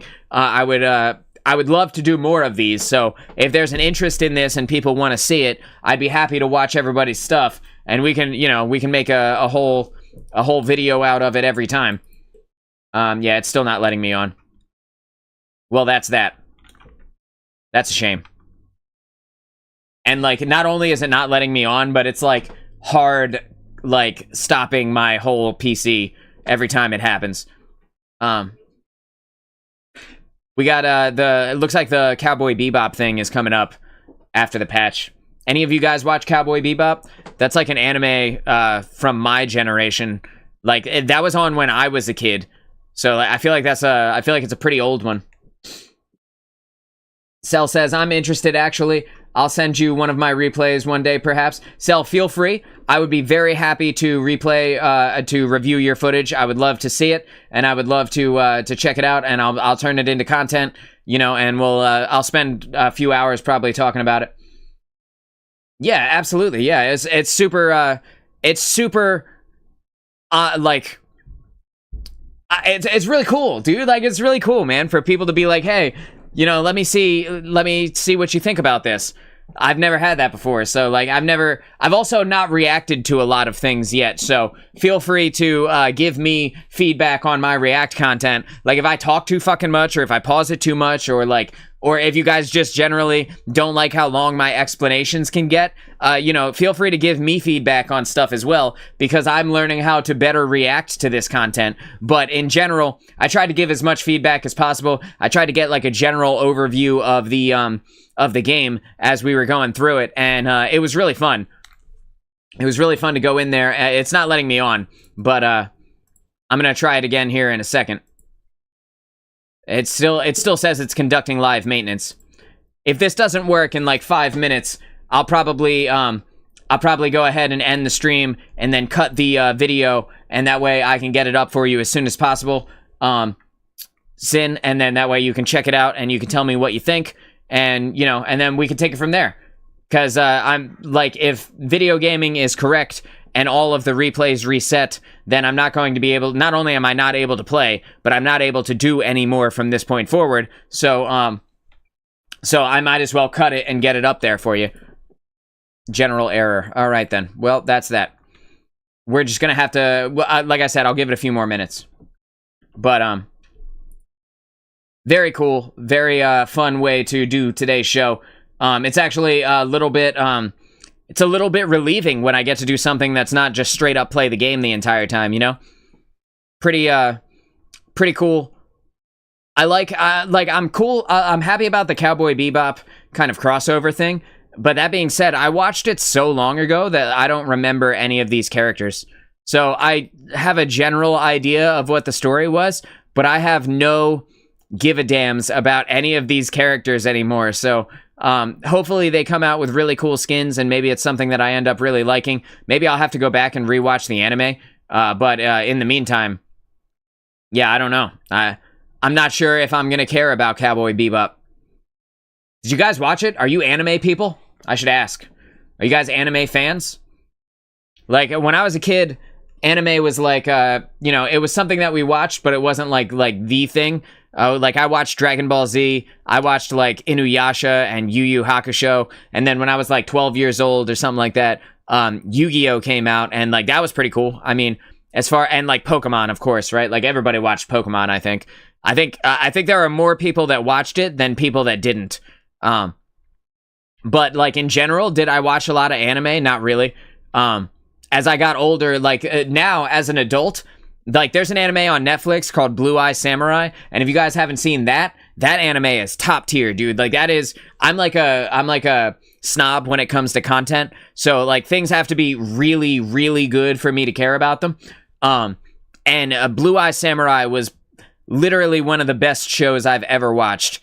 So if you guys are into anime and you haven't seen that yet, I highly recommend you check that shit out, but only if you're an adult, because there is nudity in that one, so I can't recommend that if you are below 18, but if you're an adult, check out Blue Eye Samurai, because that shit is dope, super dope.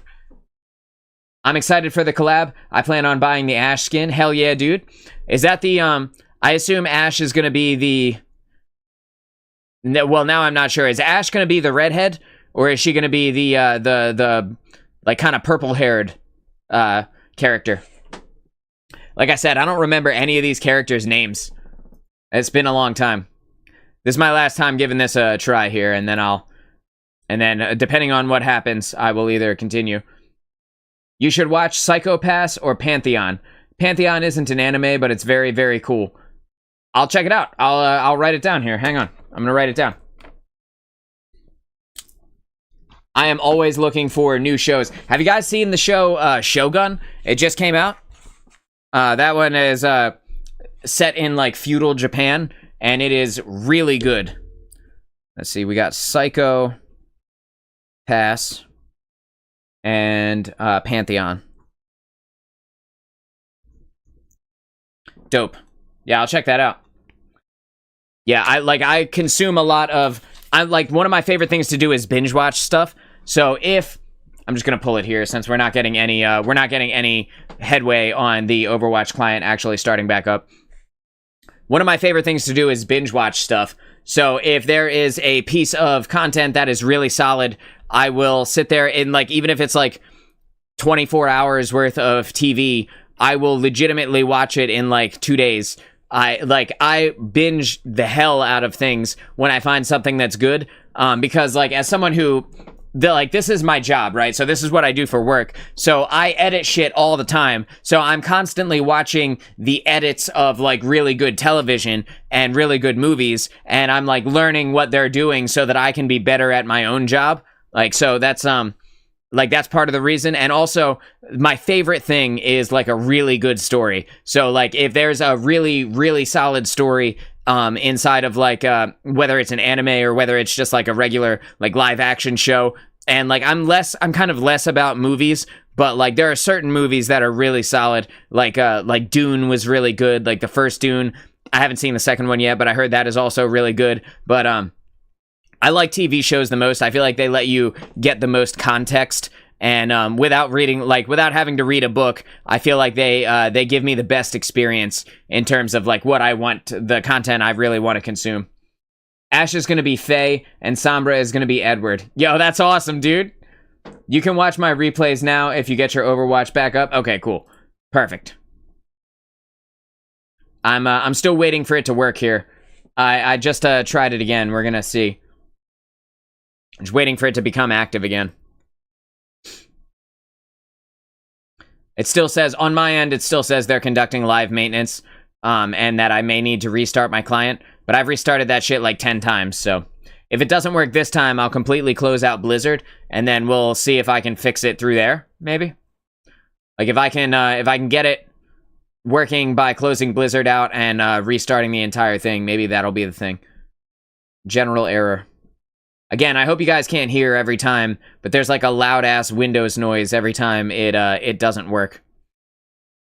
Alright, so I'm just gonna close Overwatch, and I'll close Blizzard as well. And we'll just hope for the best. Got your second match in right now, hell yeah. Alright, so Blizzard is closed, Overwatch is closed. And we are heading in. I'm gonna have to think of a name. I can make this a series on YouTube, so now I'm gonna have to think of a name of what it's called when I watch things back. When I review your guys' gameplay, I'm gonna have to think of a name of the series so that people know what they're looking at every time. That's weird. I never thought that we would make it to this point, you know? When Sin was hey, would you watch one of my videos? Would you watch one of my gameplays back and react to it? I never thought I'd make it to the point where multiple people wanted me to watch their stuff, so this is cool. I'm excited for it, genuinely. Yeah, it's still not coming up. Pain in the ass, Overwatch. I'm trying to do my work for the day. DudeNoWay VOD reviews, I like that one. Man, I haven't considered a YouTube, playlist in a while. You mind if I send you in a quick play VOD? Hell yeah. Flo, send me in a VOD, dude. Oh, Flo, if you didn't see it, the most recent video that I posted, which I posted, last night at, midnight my time, so, 5 a.m. your time, is the game that, you, me, and Star were all in, and we won it at the very, very end in overtime. It was a super tough game, and it was, incredibly thrilling. What a great push. And you and I comboed ults there too, so it hit on the value proposition of yesterday's stream. It was pretty good. I was honestly thinking about asking you for VOD reviews the other day, but I got too scared. Don't be scared, dude. I mean, I'm always looking for work, so if you have an idea for content, you let me know, and I'll probably make your content just because, like, you know, I'm hungry for more things to do for work, so I'm always looking for that. I guess since we don't have anything going on here, I'll just, give me one sec. Just gonna hit YouTube. I'm just gonna, let's see.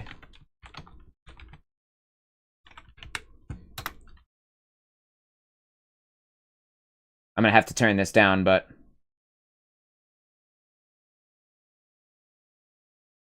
just turn this down a little bit. Bang. Okay. That'll be good for now. Wait, is that active? Let me just see. Desktop audio. No. Okay, so you guys can't hear that. Hang on. Give me one sec. I'm making this work in real time. Let's see, we got a...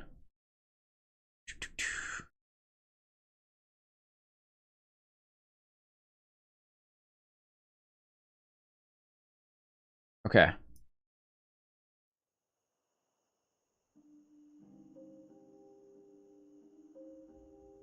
Bang, okay, so yeah, so that should be active now. And that'll at least give us something going on here while we wait for Overwatch to come back up. And ideally, that won't be too loud, but it will add the proper amount of background so that we're not just sitting here listening to the sound of my voice, making it awkward over and over while I press the play button here in the background. Yeah, so yeah, like I said, don't be afraid. I'm always down to give shit a try. Just let me know. And I'm trying to boot Overwatch back up again, but we shall see. So, yeah, so if you guys haven't seen Blue Eye Samurai, definitely check that out. Rest in peace to the dude who made Dragon Ball Z, by the way. He just passed away the other day. I'm spacing on his name right now, but rest in peace to the homie. That was an extremely influential show for me that I watched probably 3 or 4 times over when I was a kid. Yeah, it's still not turning on. Yu Yu Hakusho was one of my favorite animes when I was a kid. It like it made me rethink like how anime could be, because coming from Dragon Ball Z, like the whole show is basically just fighting, right? And while Yu Yu Hakusho kind of had that too, it also had like a deeper story beyond just like everything is another fight. So that was kind of cool. I liked that one a lot. The thing that I liked about Yu-Gi-Oh, which it's funny that we're talking about, like I'm talking about Yu-Gi-Oh at this point, but the thing that I liked about Yu-Gi-Oh as a TV show was that I appreciate the competition of card games, and like Magic the Gathering was like a very large buy-in at the time. I was in like 7th grade or something like that when Yu-Gi-Oh came out, the original season, right? So like Magic the Gathering was a pretty large buy-in, costs a lot of money, but at the same time I wanted to play something that was kind of competitive with my buddies. So I bought like a couple of the Yu-Gi-Oh starter decks or whatever, and we would play against each other. And then we started watching the show together, me and my little friend group there, which ironically is in the same town, that was in the same town that I currently live in, right? So I moved away, and then like 25 years later moved back, and now I'm in the same town that I was when, you know, in 7th grade when I was having this conversation with my friends. We were all watching the TV show, right? So that was cool. Flo says, really drop that. That made it into a video. Yeah, bro, I had fun. I thought it was a really fun match. I always think like, I don't know why, but like, even if the gameplay isn't that impressive, like, even if I don't pull off some crazy shit, I feel like it's more fun to watch when I am having a good time and like we are all having a good time collectively. And like at the end of it, like you were excited, I was excited, Star was excited, like we all had like, it was a really intense game. And because of that, I thought we had, you know, I thought it was a better time because we, you know, we had to fight for it and we were all pumped. So hopefully that kind of translates to the viewer as well. Like hopefully the viewer gets, like, they get to feel the excitement of that as well. But you know, who knows? If that really translates, I'm not 100% sure. But I do try. Like, I try to upload the ones, like, not just because I did a good job in the game, right? I try to upload the ones where it was a good game and, like, I felt good about the experience, right? Because I want it to feel, when people watch it, I want it to feel like, damn, Overwatch looks fun, right? Like, because it is. Like, we have those incredible games. Everything is really tense sometimes, and, like, that shit is super dope, man. And, like, I don't know. It's hard to translate that to someone until they see how excited you are about it, you know? And ideally, that will work. Like, that will be able to be felt in the video. Ideally. Do you plan on going live any other time this week? I've been watching your last few lives, but I sadly been too busy to ask to join your games.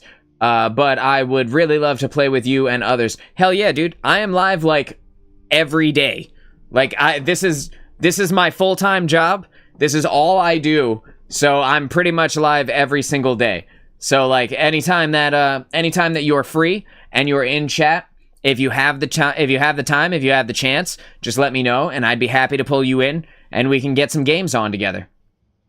And that goes for anybody. Like, if you're watching this, and you're watching this on the replay, or you're here watching it live and you're lurking, like, if you want to hang out with us, if you want to come and play Overwatch, even if you suck balls, like, let's get a game on, dude. Like, who cares? Let's have some fun.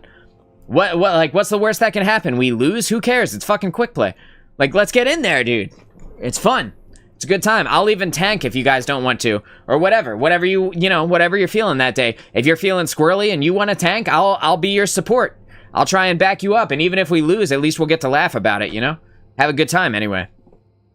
I think it's more fun to create a community and have a good time with the people that, like, that you're playing with the people that are watching. Like, I feel like it's just it's a better community when we all get to game together.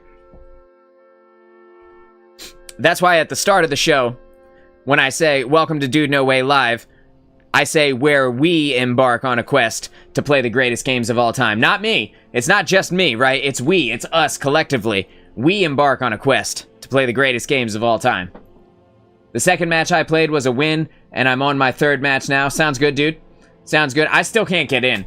I don't know what's going on with Overwatch over here, but it is what it is. You know, we'll keep trying it, and in a few minutes, I'm probably just gonna jump off and get the so that I can get a loss, so you can take away more. Yeah, sounds good.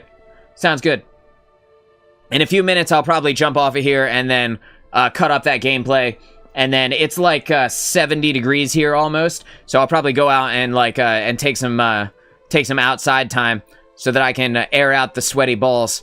You know what I mean? Like, sitting here for hours, you know how it gets, dude. If you're a man and you're watching this and you sit in a chair for 4 hours a day, 5 hours, 6 hours, you know, and for me, like, that's just the time that I'm live. Like, I have like an hour or two of prep time before I go live every day, and then after I go live, I cut a video, so that takes like a couple hours. So I'm genuinely in this chair at this desk for like 10 hours a day. So, like, you know how it gets, man. Sometimes you gotta go see the sunshine. You gotta touch grass, as the kids say, you know? Yeah, the thing about the gameplay is that when we all pop off, it's hard to pinpoint mistakes. Because, like, if we're kicking the enemy's ass, you know, what did you do wrong? Like, you did everything right. You know, you won the game. It's definitely tougher in that regard. But, you know how it goes. Oh, the dog is barking. All right, well, yeah, it still won't let me in. All right, so I'm gonna do this. I'm gonna do this, and then yeah. So send me your stuff again. I'm gonna put it in chat. I'm gonna put the link in chat, and if you guys are watching this and you would like me to review your footage, this is for anybody who's watching it on the replay, or if you're here right now, if you're here watching on Twitch, or if you're watching on YouTube, you know, send me your stuff, and I will take a day. I'll take like a whole stream, and we'll sit there and we'll talk about your gameplay. We'll talk about all the different possibilities for you to have improved, and in that way, hopefully, you will better enjoy your games of Overwatch. because like I really enjoy reacting to things, and I really enjoy getting to view your guys' stuff. So it's really an honor to get to do it at all. Can you check to see if my first email, just to see if my emails are going through? Yeah, let me see here. So I did get a new email from you. So it looks like we're good there. I did get a new one, and I will also try the old ones just to see, because, you know, sometimes it works, sometimes it doesn't, and if it doesn't, then it doesn't, then I'll utilize the new ones, and we'll do those tomorrow.